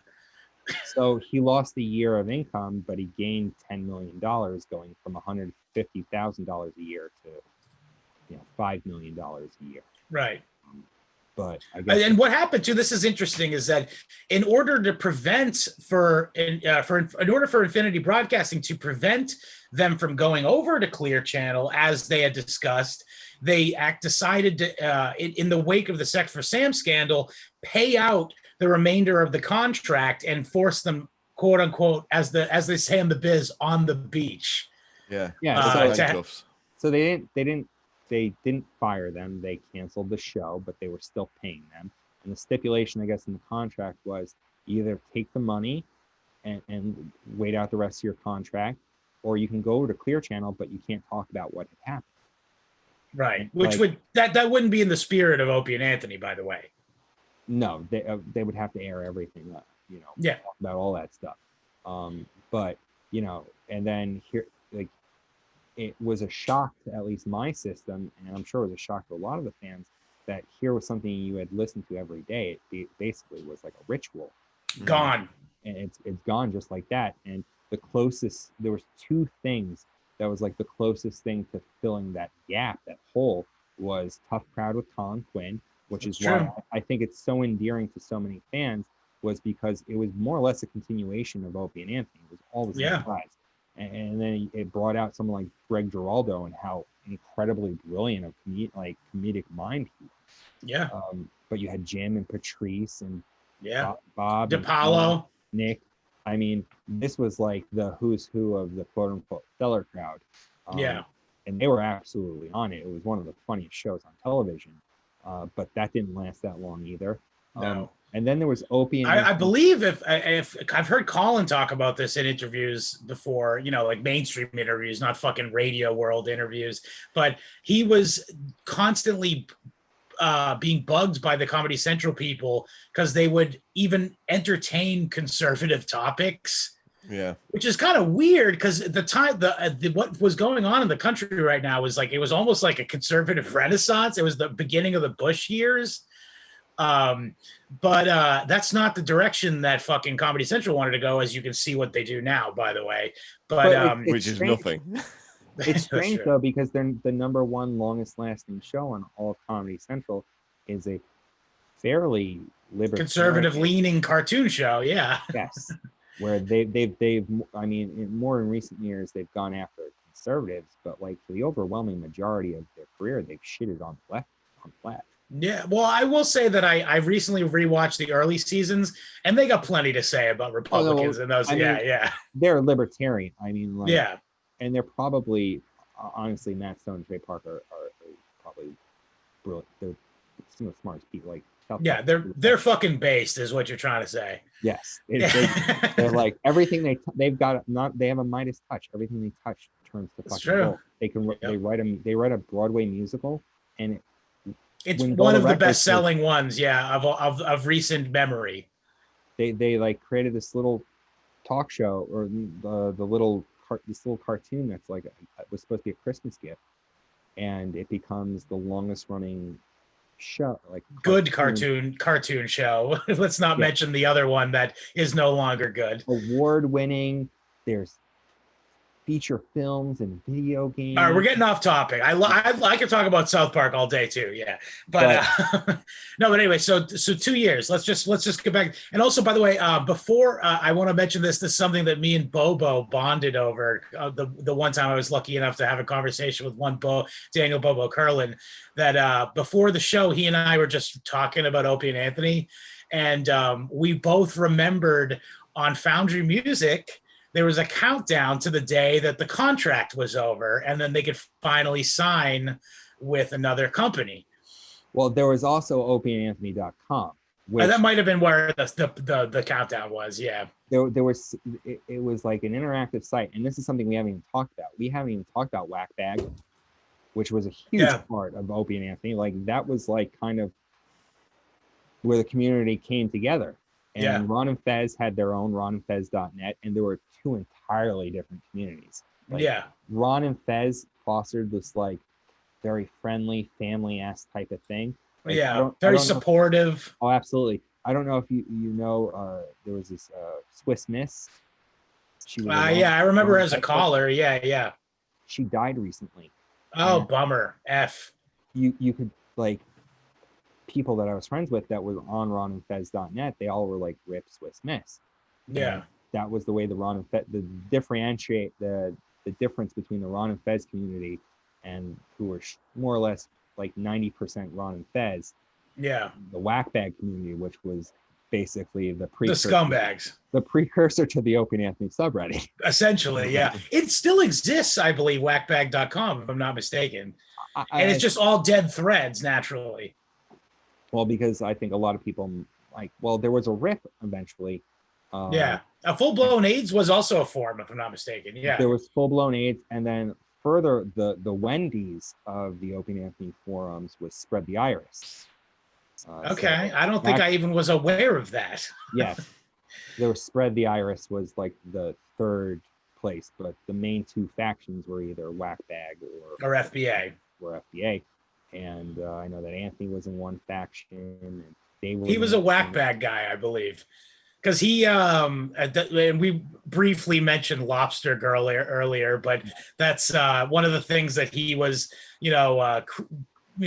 amongst the fan community online that were not thrilled that he was censoring topics. Right, trying to bury the fact that his long-term girlfriend was introduced to him in a hacky radio bit where she performed a sex act. Yeah, and you know what? At the end of the day, they lived together. They had a relationship together. So I don't understand. I understand, yeah. Like, he was like, they had a life together, and that's real, as opposed to whatever radio bit they had done. There was opieandanthony.com, and the opening was like, this was like, kind of the infancy of the Web public, 1.0, I believe it was called. The public internet access. Mm-hmm. And you would hear the Don Corleone, "You can act like a man, what's the matter with you?" And then it would play the Rage Against the Machine.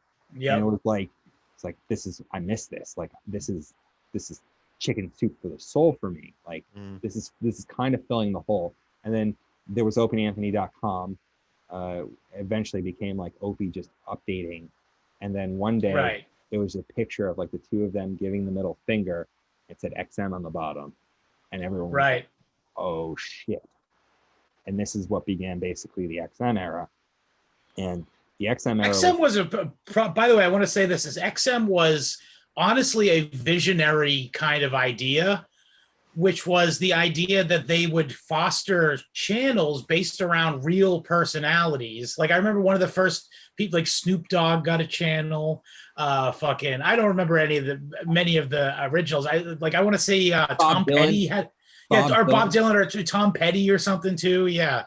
You see, I think this was the fundamental difference between Sirius and XM. After all these people like Mel Karmazin ran terrestrial radio into the ground, they all went to work at Sirius. Yeah, that's true. I think a lot of the more creative types that were willing to take risks went to Eric XM. Logan, mentioned before, by the way. Yeah, and Eric, I mean, and you could tell that at first Opie and Anthony was a premium channel. You had to, so not only did you have to subscribe to it was called High Voltage. High Voltage, yeah. They were shock jocks. Yeah. And I didn't have it at first because I didn't see the incentive, like I'm 16, 17, making minimum wage. Yeah, of course. Have to shell out to get satellite radio at the time. There was an incentive until my friend Aaron basically said Ron and Fez had signed a contract. I'm like, okay, now it's time to get XM. Yeah. So, because for my experience about it was, I was like you. I was a kid. I was even younger than you by a couple of years. So there was no way for me to listen to it on satellite, and I didn't know have a family member with satellite or anything. But as you mentioned before, part of being an Opie and Anthony fan was being an early internet and technology adopter.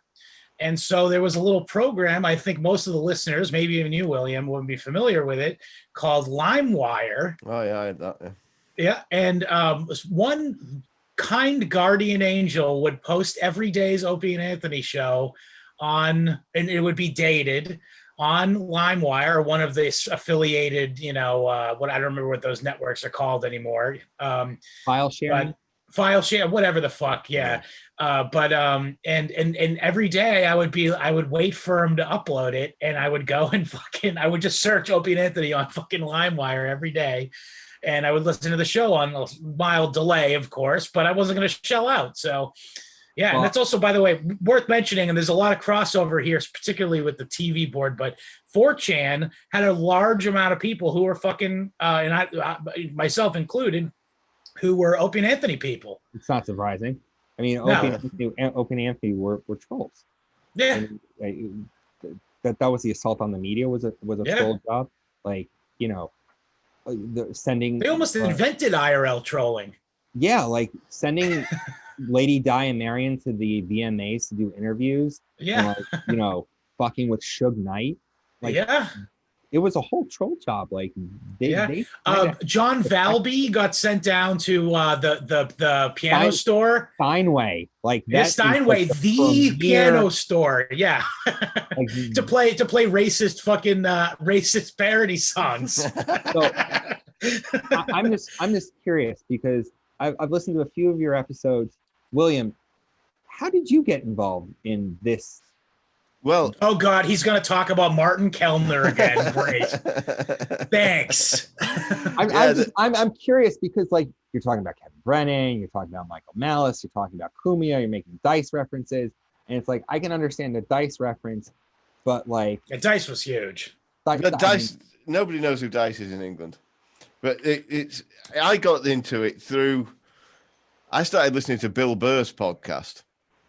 And he was always talking about Patrice, and I thought, well, I'll look up. So I looked up Patrice on YouTube, and so that was my way into the Opie and Anthony world, really, because there's loads of Patrice on O&A on YouTube, and that is like that brings me back to that Shock Jock documentary series on Spotify, because he does a whole episode, or does like a whole portion of an episode on Patrice.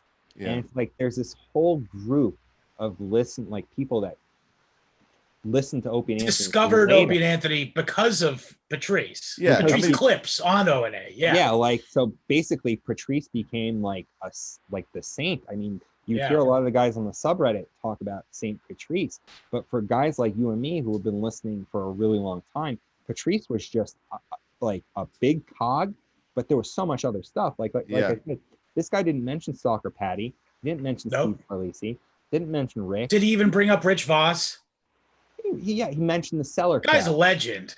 Well, because they talk about the Cellar crowd as like that's a big thing for these guys, because later in Opie and Anthony, when they were shelved to that corner booth at Sirius, they had to rely on the Cellar crowd to come in for content, because they couldn't fuck around with interns. They couldn't like do all the sex stuff, they couldn't even do live events. So like, and I think like we can circle around to that later. But that was kind of like what I saw was the big difference between XM and Sirius, is that XM was still kind of had the spirit of the wacky, like, WNEW show where, they did like some more of those like outrageous things. And also it was, explicitly they had permission to, because the management was so fostering there. Eric Logan loved Opie and Anthony so much, he had a 360 soundboard of his own in his office so that he could play the sound clips that Opie and Anthony had. Yeah. And, like the car crash, fucking turn it off! What is it, some kind of sick joke? Yeah. Fuck. But yeah, there's so many.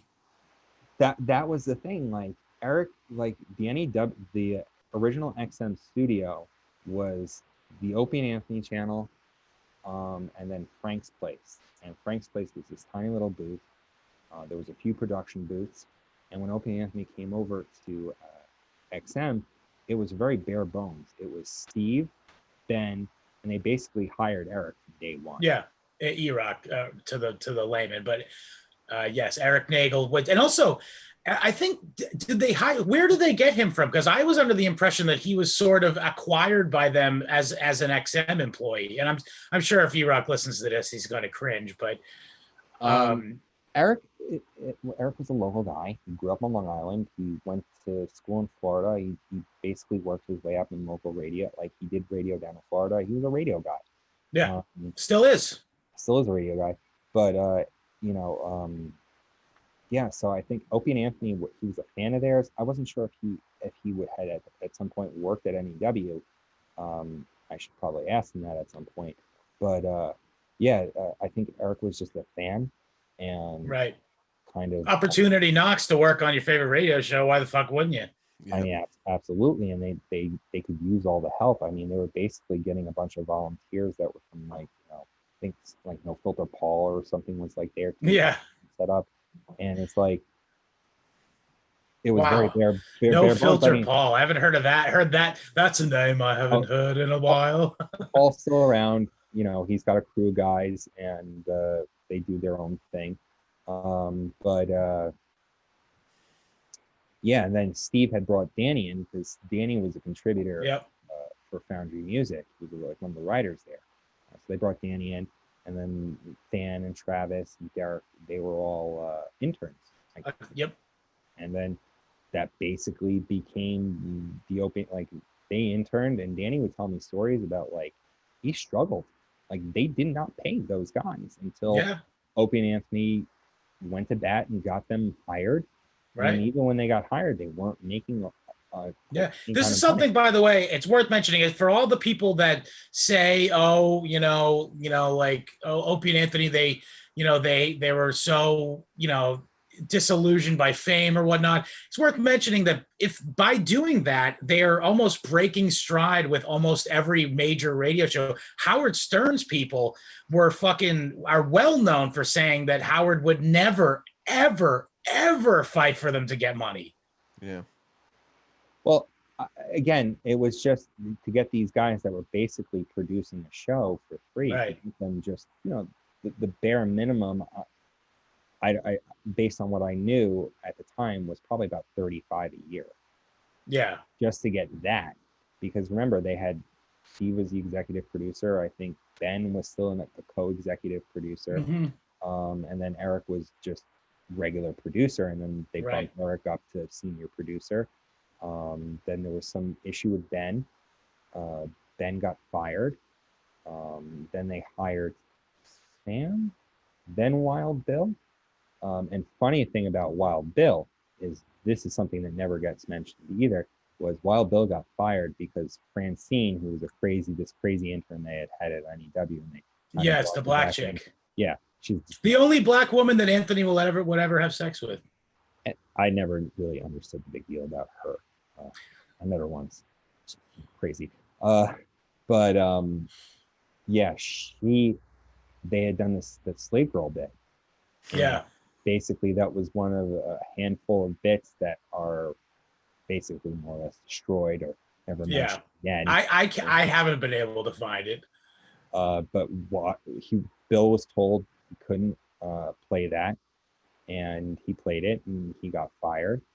And I think that opened the door for Sean, which was right around the time I started interning. Which is funny because I helped move in Wild Bill's younger brother into college because he went to SUNY ESF, which is on the SU campus. So it's just like this continuous small world. Yeah. I meet Sam freshman year of college, and I pitch him this idea of being his college intern because I just thought it would be funny that what if a college radio host had an intern? And you're coming from the whole school of thought of that the intern is a stunt boy from Opie and Anthony and all that stuff. So it's kind of a funny bit to carry that over to a small time college radio show. Worth mentioning, my wife did college radio very briefly. Oh, really? Where'd she go? Just fucking some state. I don't want to dox her too much. She went to some state school in Massachusetts, but she just spun records, of course. But I hosted my own show. I had hosted a bunch of shows. What had happened was I parlayed my internship at Opie and Anthony my first summer into another internship at their affiliate at Syracuse, 95X, and I was basically producing all their sweepers and bumpers for the show. So any kind of like ad for the show, that was me. And then I wrote lines for the voiceover guy because the voiceover guy is like I've heard him other places. Like he's got one of those voices. Yeah. No, he was like a more like wacky guy, like hey, blah, blah, blah, like that. And I'd like come to Sunday, come down to the Genesis. Just like that. And I think his name was Scotty, and he was an Opie and Anthony fan. So I'd write the lines, and he would know exactly how to do it. Sure. He got the show. Like all the guys at that show, like the board op, Gordon, he got the show. He was a big fan of Opie and Anthony. But yeah, like what had happened once was, I'm not sure if it was like with the precursor to Jocktober, they had been making fun of one of the Citadel affiliates like morning shows, Okay. like the married couple. And Yeah. I got a phone call from the board op Gordon, who was like my supervisor at the internship. And he's like, "Did you give them this audio?" I'm like, "Dude, I got nothing to do with that." Yeah. I think that made me persona non grata there, because Right. I was kind of the main exact connection, which is Right. Sure. I get what you're saying. which is an ongoing theme that I have as far as my professional career and being affiliated with Yeah. Opie and Anthony. Oh, and But I came on during the XM, like my right. So yeah, let's also hit a couple of, just for old time's sake, let's hit a couple classic moments. okay.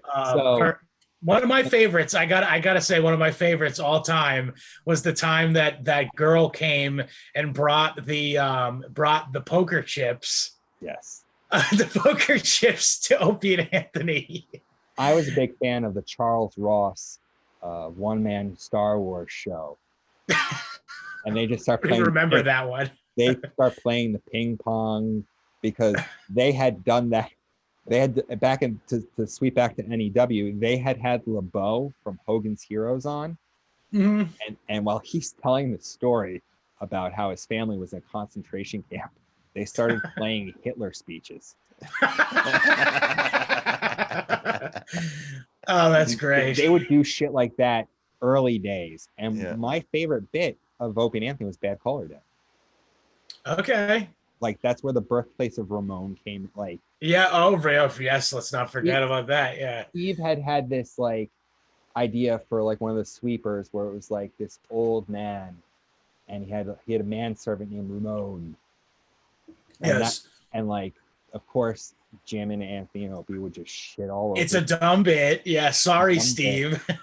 And then what would happen? Jim from Jersey would call in, or Ben from Boston, or Steve from Yellowstone. Jim would ask this non sequitur, nonsensical question, which would lead to, and then Ramon.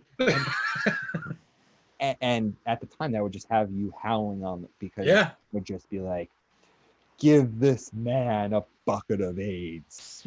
Ramon, give this woman a coat hanger up her vagina." Also, if I'm not mistaken, Jim would go into another studio to in order to sell the bit even further. Yeah. He would go into the production booth that Earl would hide while everyone was actually working. Yeah. Oh man, that's a great bit. Like I said, the early XM stuff was like kind of Wild West, but the one drawback to that was the break in between, them not talking, like they're falling out over Melinda and and let's not air dirty laundry here, but let's just say it does. What happened, the long and short of it was that Anthony's ex-wife was best friends with Opie's current girlfriend. But and even at the XM point, Opie had already started dating Lindsay.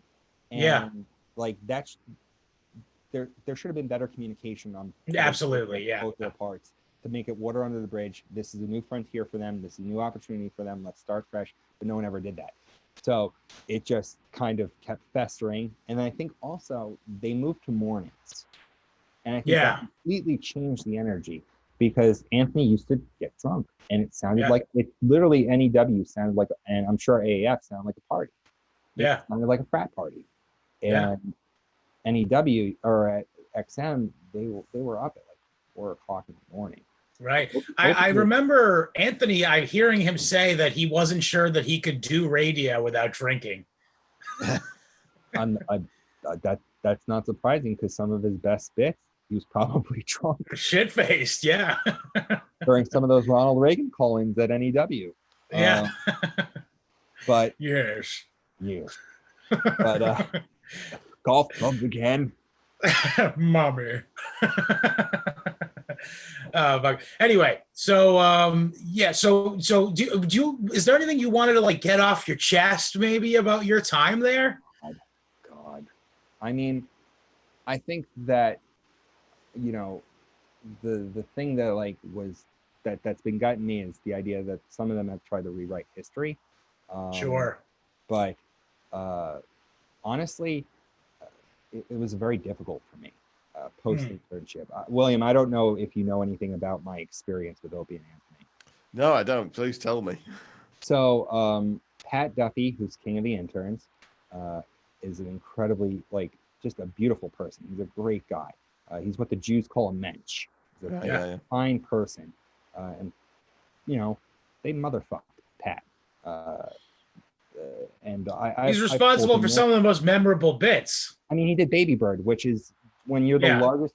Joe Rogan says that one of his favorite bits of anything of all time involves Pat Duffy and the Baby Bird and Pat from Moonaki. That's a big deal. And like, Joe Rogan's Carson now, people say. Yeah, like when the biggest, like, most influential person, like, he's bigger than Howard was, like, at Howard's height. Like, arguably. Rogan's affected the U.S. economy. Like, having Elon Musk smoke a blunt. Like, he has. That's right. Like, affected, like, the market. Like, you know, I think, what is it? Tesla's an S&P 500, so it's a top 500 company. I mean, in the entire economy, that's a big deal. Yeah. So like when the he also works for the CIA, but we're moving on. when the number one broadcaster in the world says that his favorite bit of all time was and had you involved, that's a big deal. Yeah, and he still says Pat Duffy whenever he brings it up. He knows Pat. Yeah. And if I were Pat, that I know Pat, like Pat, that's a big thing for Pat. And he's a great guy, but O&A motherfucked him. Like, they should absolutely. Like, Opie should have went to Eric Logan and got him a job. And Sam motherfucked him by, like, that whole bit where, like, they were gonna fight. Like, well, there is no Sam fighting anybody. No shit, but when Pat wanted to fight him, because Pat has told, and you could check this out on the Porsalin documentary. Yes, I very highly recommend Porsalin documentary. The Least Professional Broadcaster, which features yours truly. Pat says, like, you know, and you can listen to just a straight up interview with Pat and Porsalin. It's like an hour and a half long. It's actually more compelling than the actual documentary. Where I've listened to it. It is.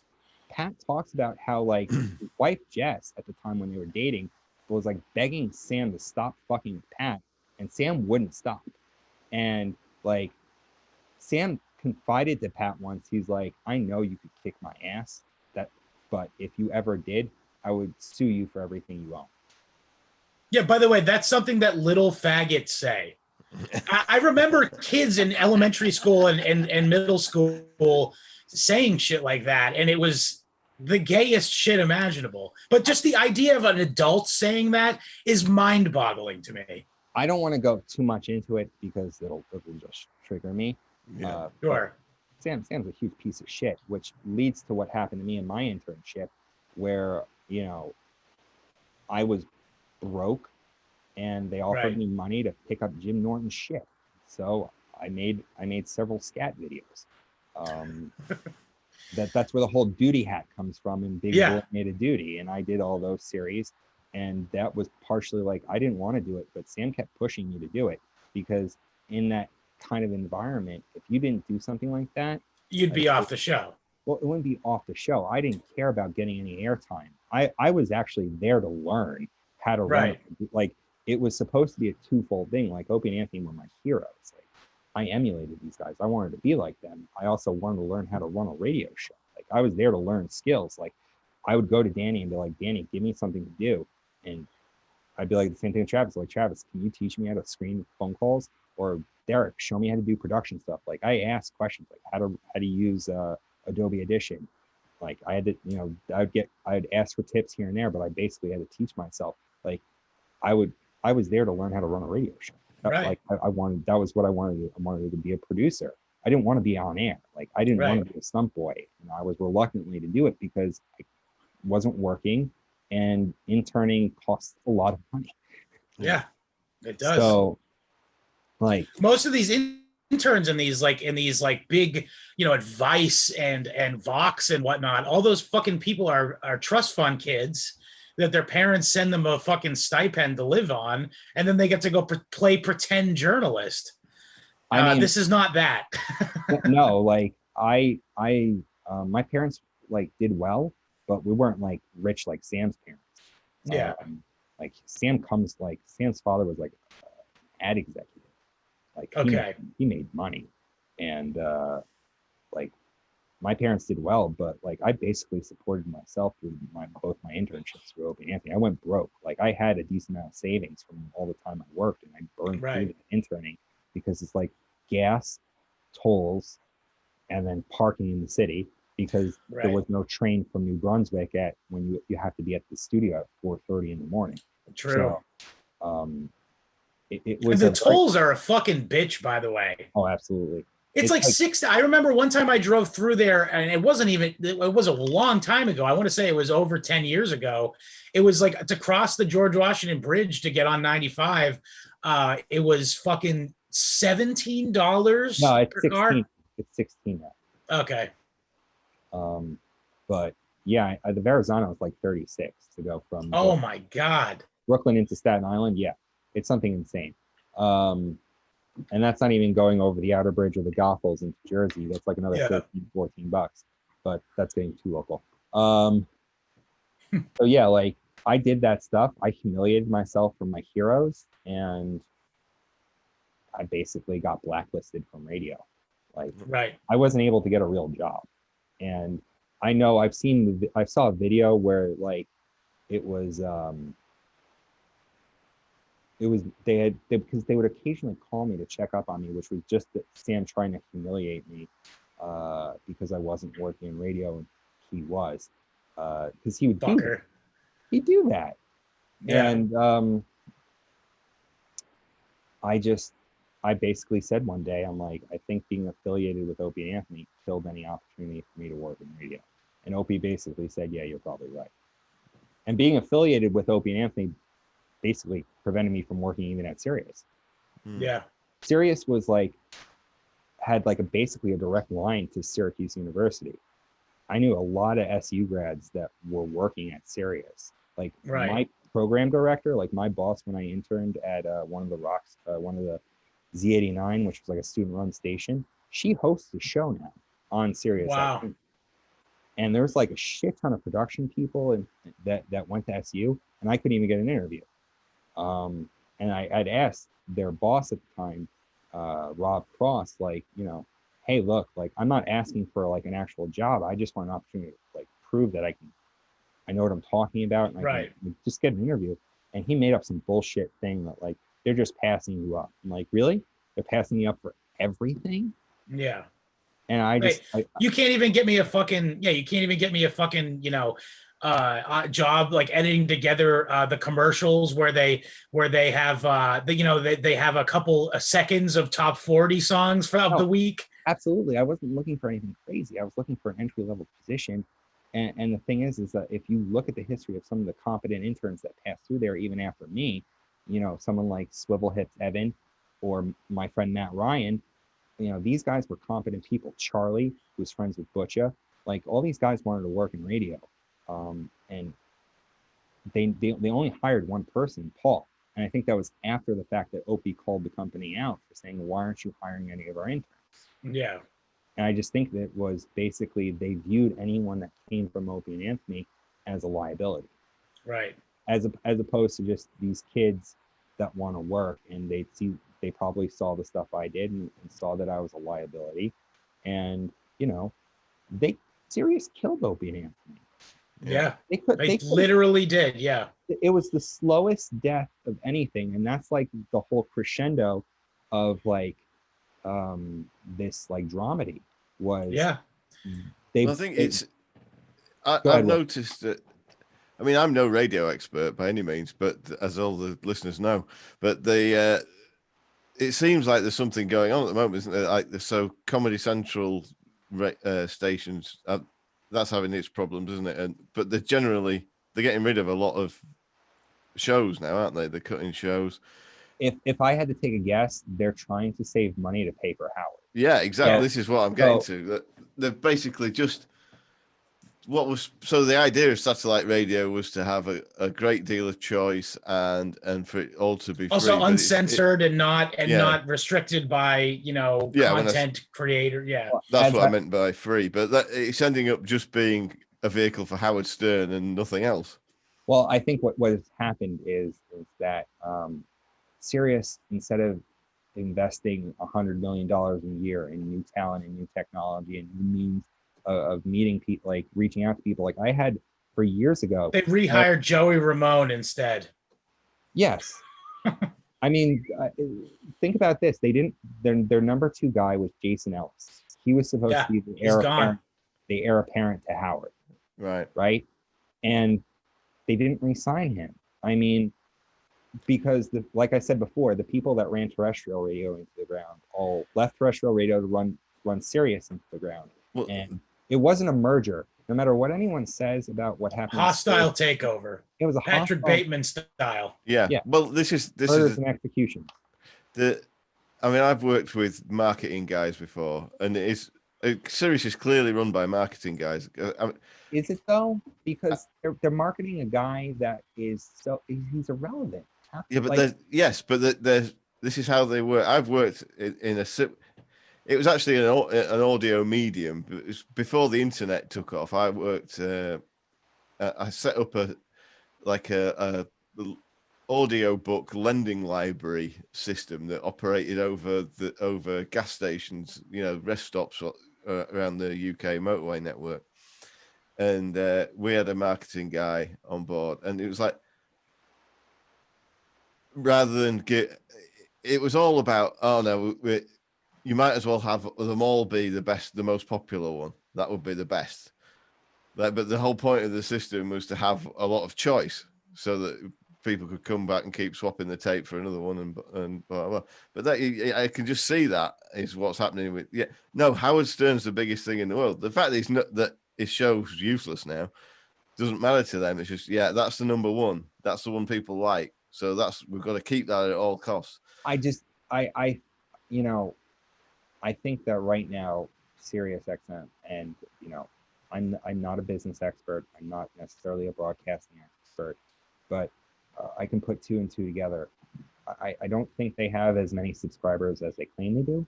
No. I think that what they're trying to do is keep stock price. Their stock's been shit for years. Yes. I think the highest it's gone in the last 5 years is maybe $8. I want to say this, and this is something that I've been thinking about for a long time. I'm pretty sure that Liberty Media Company, that is the parent company, the guy who owns that has some real shady connects to, I want to say, China.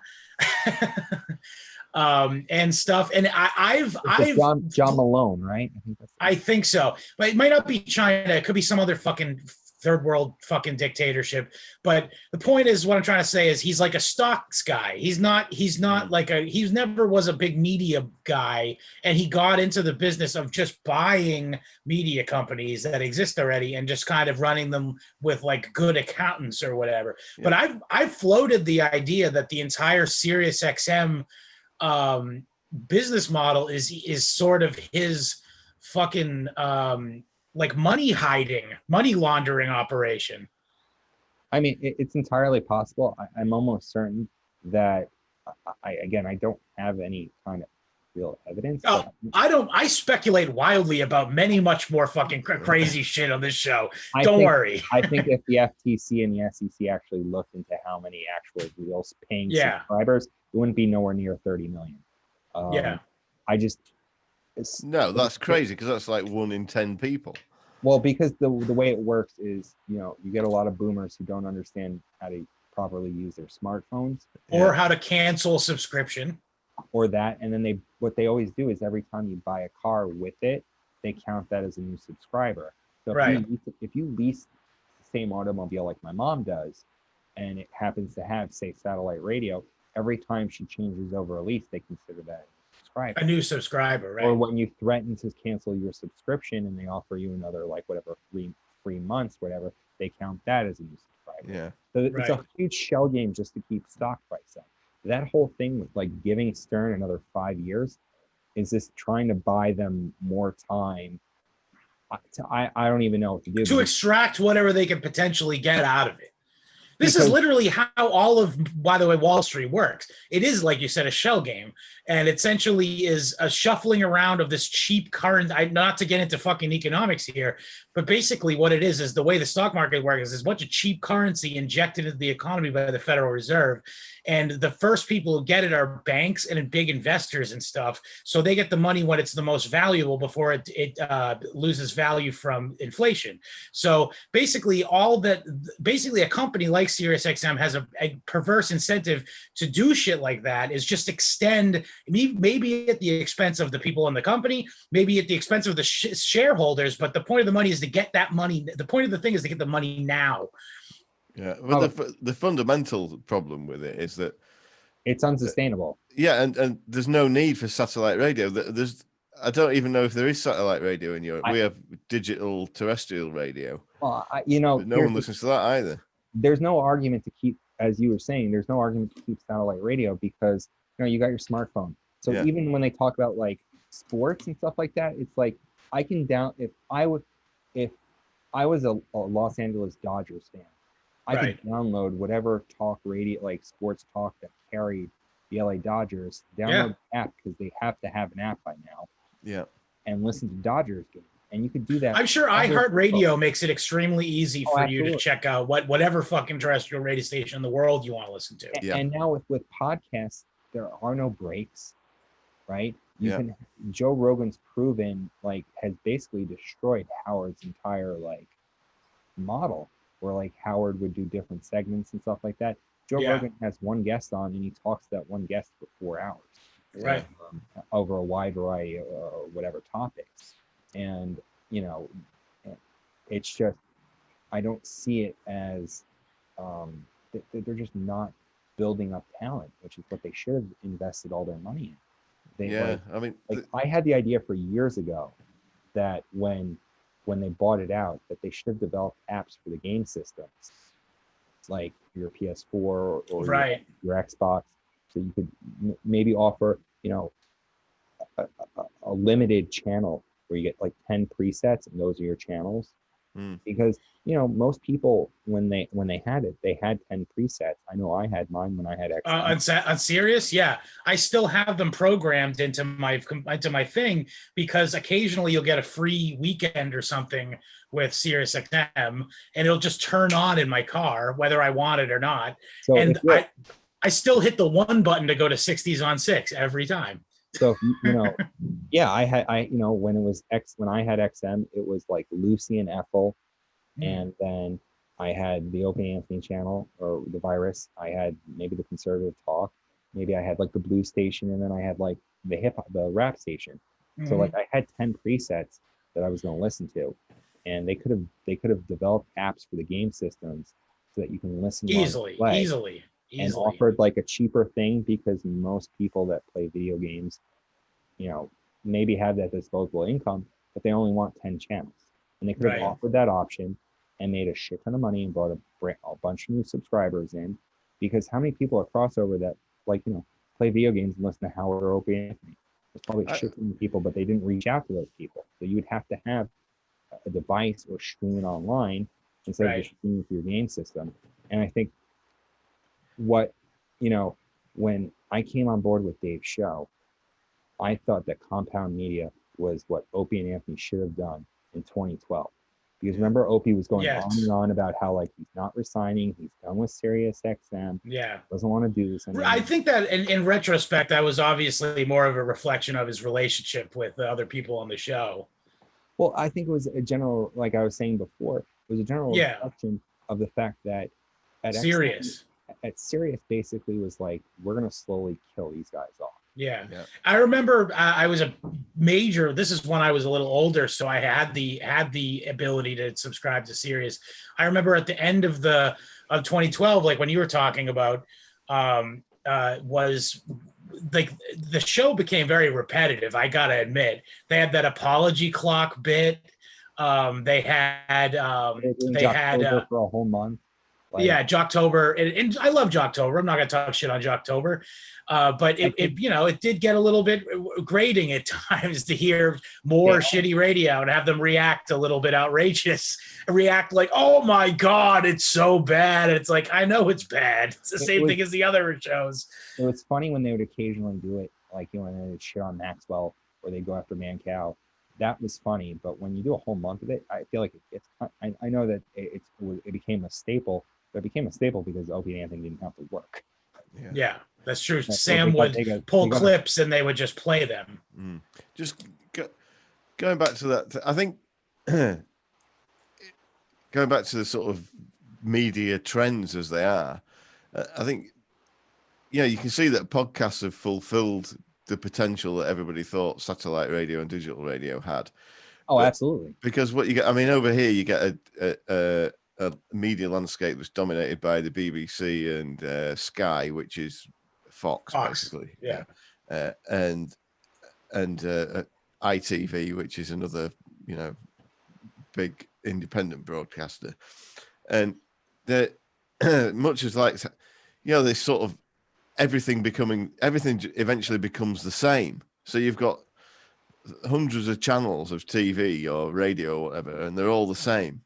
And it eventually, and I find with the subscription things that I subscribe to, so even like Amazon now, Amazon Prime is carrying soccer. Now, so my Amazon subscription is going to pay for soccer, which, most people like soccer. I'm not interested in the slightest. So you've got people with niche interests end up subsidizing people with mainstream interests. So like if you like Opie and Anthony, you're still paying for Howard Stern. You know what I mean? And so I mean, like sports, you can now, instead of subscribing to the whole of Sky, you can just subscribe for a day or a week or a month just to their sports service, right? But 90% of the budget of that is for soccer. I only want to watch cricket. So that it's like they need to really, I think they'd get, so I just don't subscribe to it at all. So they really need to, like you say, make it into smaller packages and have really focused subscription channels for people to choose from, where there's a genuine choice, and it's not just, oh no, we've all got to be inoffensive and bland and talk about football. Let's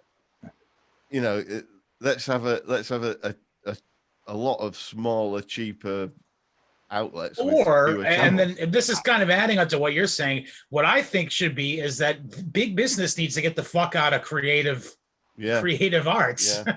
I think that if Opie and Anthony had pooled their resources in 2012 and started a digital radio podcast network, they'd be the biggest thing on the internet. Probably. Yeah. Literally, they would be. They probably have Joe Rogan as one of their flagship shows. I mean, imagine if Patrice had gotten the Black Phillip show, because when I was, he wasn't long for the world, but I know. But when I interned for them, Black Phillip was a very popular Saturday Night Virus show, and Danny basically was having me cut up clips for like a sizzle reel, because they were considering giving Patrice a show. Right. And then the merger happened. And I guess that put the kibosh. But think about like all the Saturday Night Virus shows. Louis C.K. It was Bob Kelly, Rich Voss. It was Colin Quinn had a show. Bill Burr had a show. Joe, like we talked about. They used to repost Joe Rogan episodes. Yep. But Rogan loved Opie and Anthony. He talks about how his time with Opie and Anthony and the Live from the Compound basically influenced his podcast. Yeah. Like if Opie had taken $1 million, Anthony had taken $1 million, and Jim took whatever money, and they found a bunch of private investors, they could have basically started their own studio, developed their own app, because apps were already a thing at that point.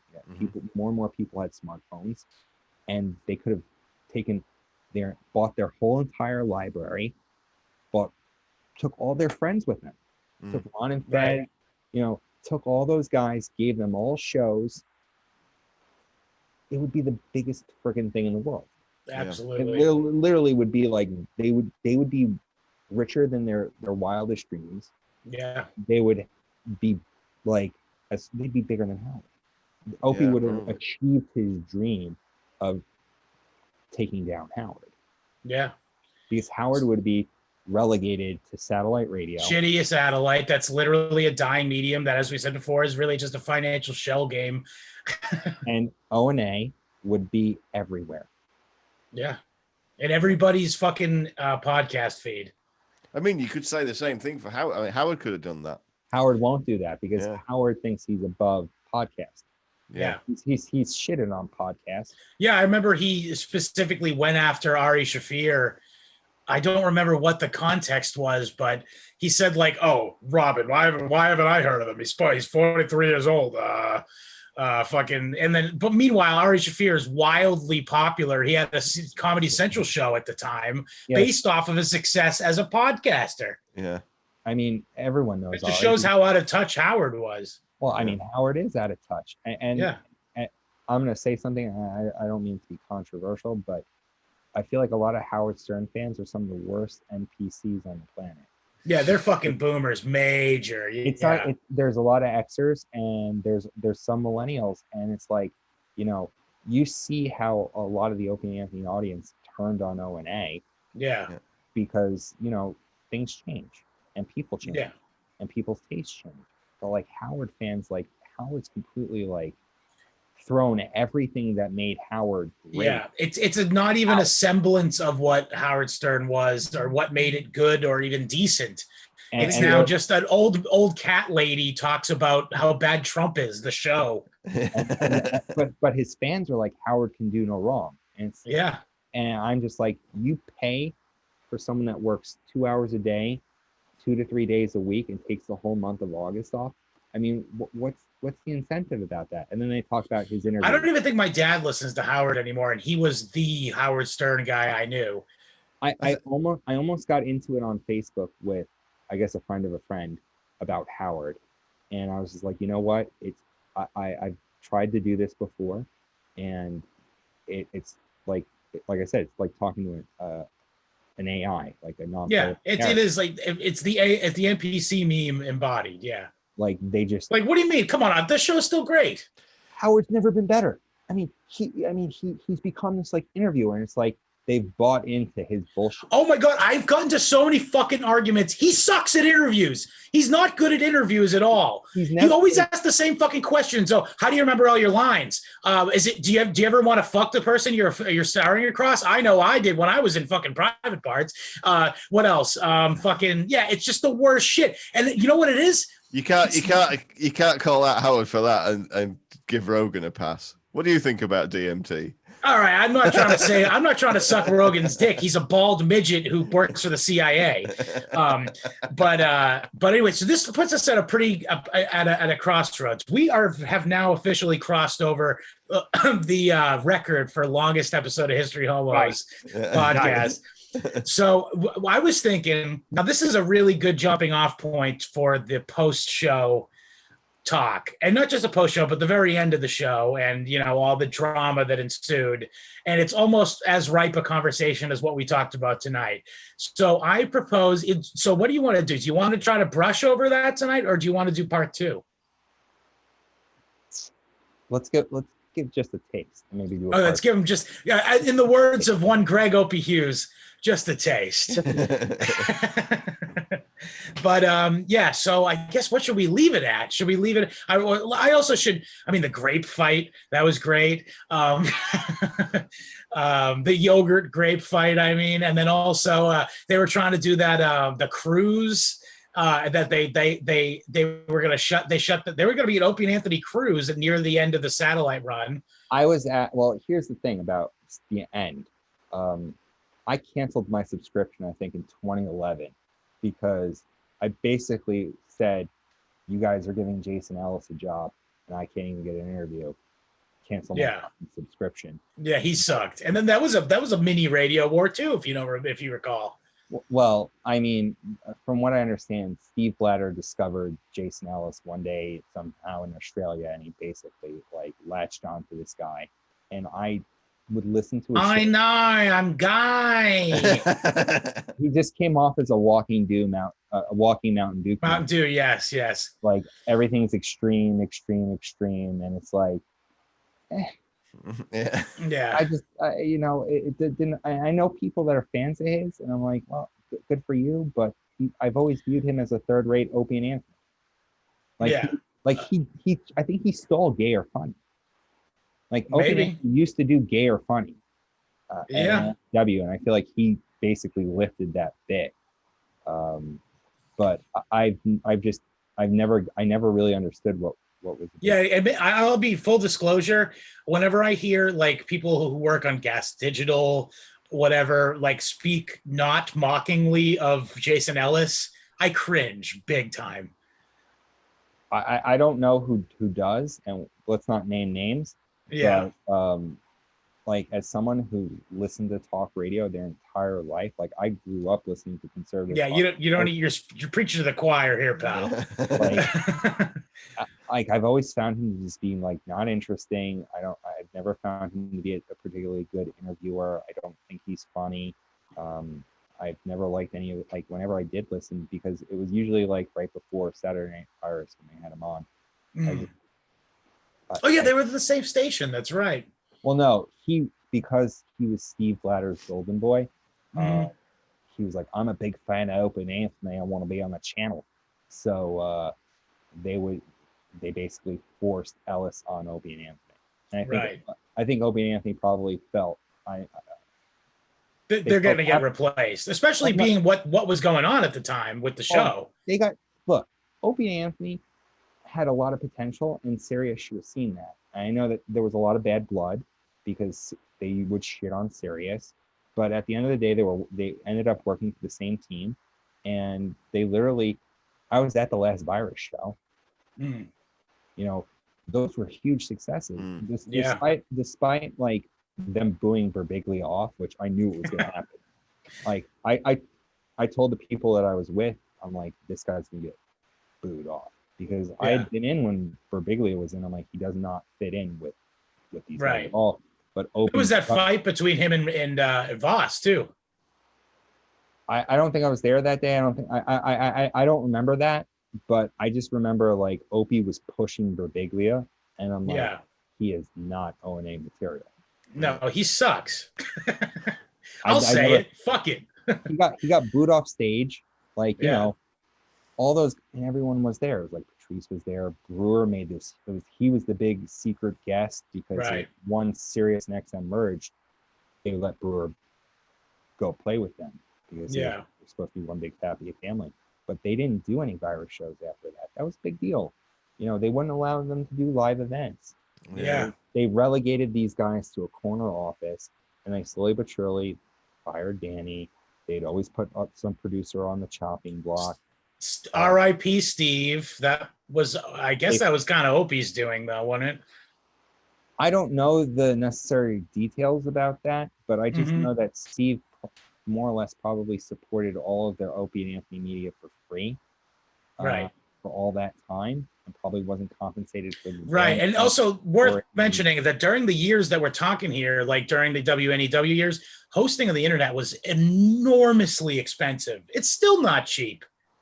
And I mean, I don't particularly blame Steve for charging them for their material. He had basically was archiving it. Yeah, he was the gatekeeper and the keymaster of all Opie and Anthony lore. Well, now it's E-Rock. Yeah, well, that's true. Yeah, but I mean, in terms of the physical files, though. And like, I guess it wasn't cool that whatever happened between them, Steve ended up getting fired. Right. Steve was a great guy. He was always nice. Yeah. R.I.P. to a real one. We'll just say that to Steve. He was. I always thought he was great on the show too. I liked the kind of antagonistic relationship they had, and E-Rock kind of really filled that role later, by the way. Well, I mean, it's fun listening to someone being in the barrel, but you never want to be that guy. Of course. Yeah, I can't imagine. And I think that, a lot of people, like I said,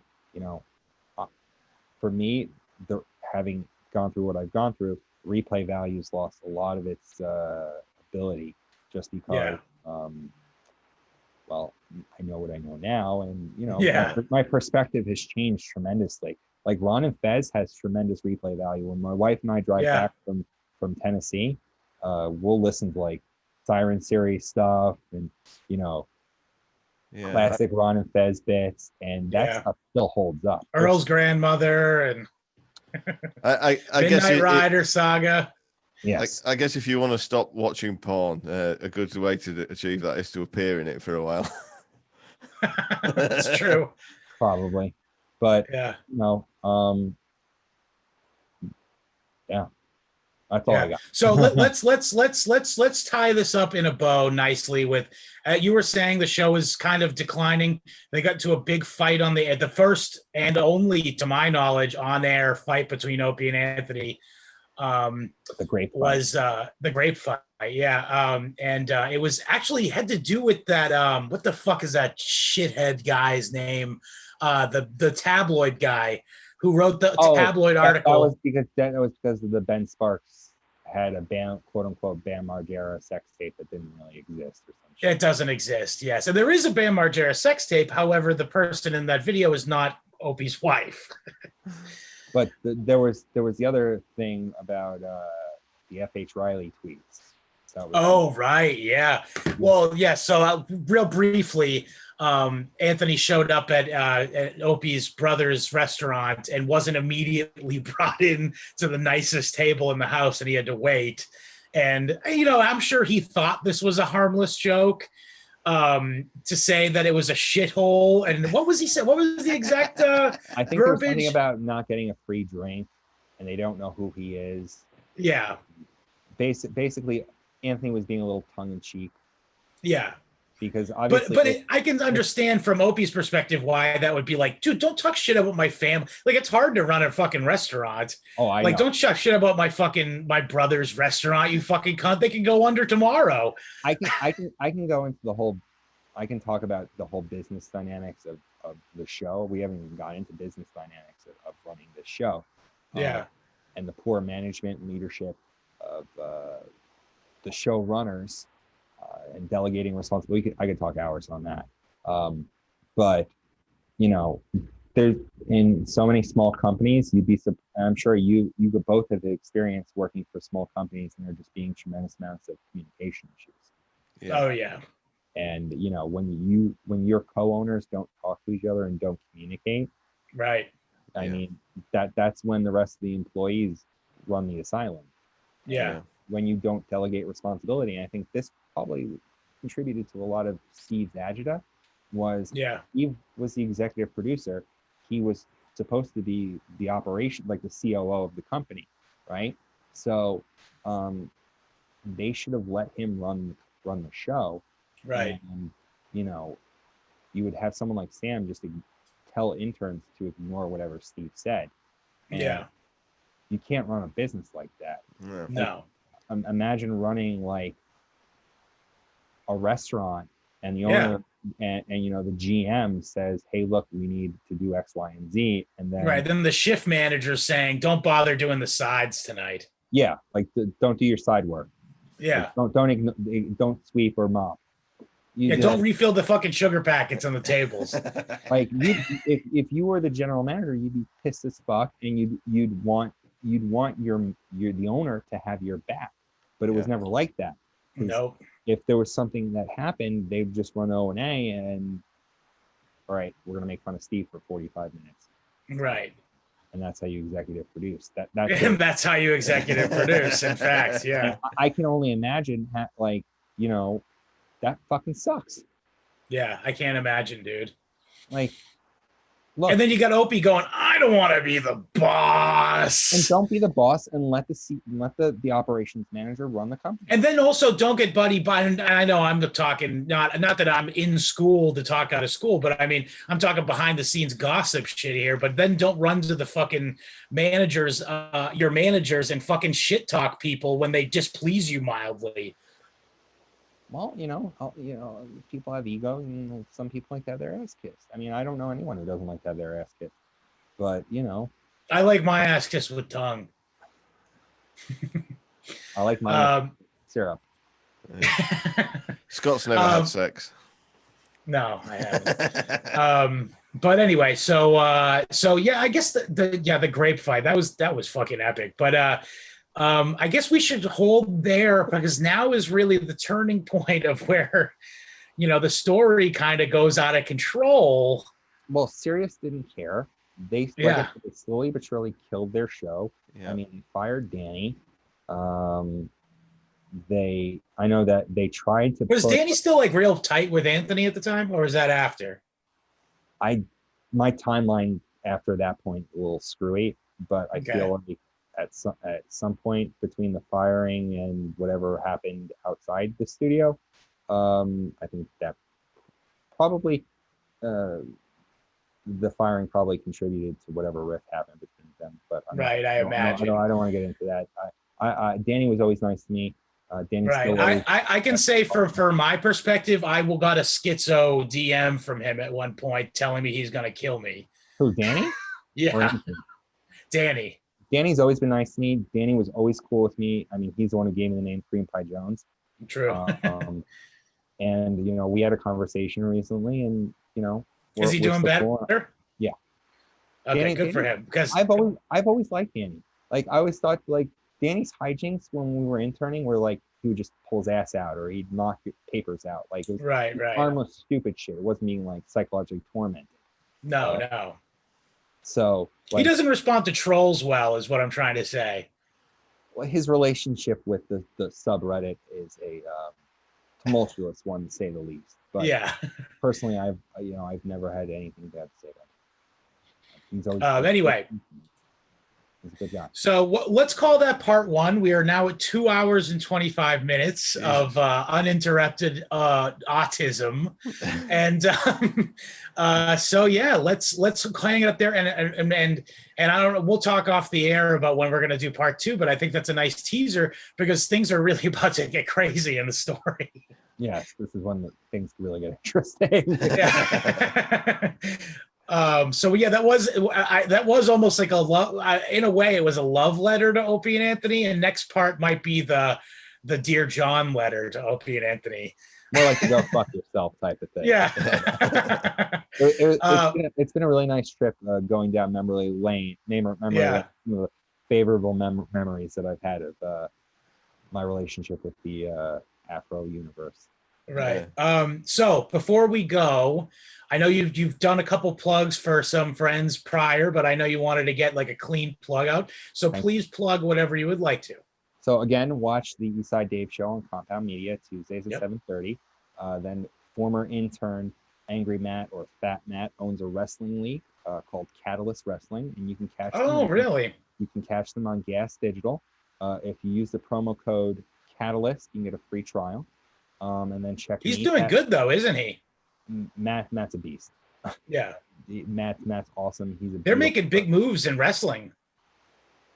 I mean, Matt, Sonny, that put AEW and Nyla Rose. That's his talent. Yeah. Those are his farm people.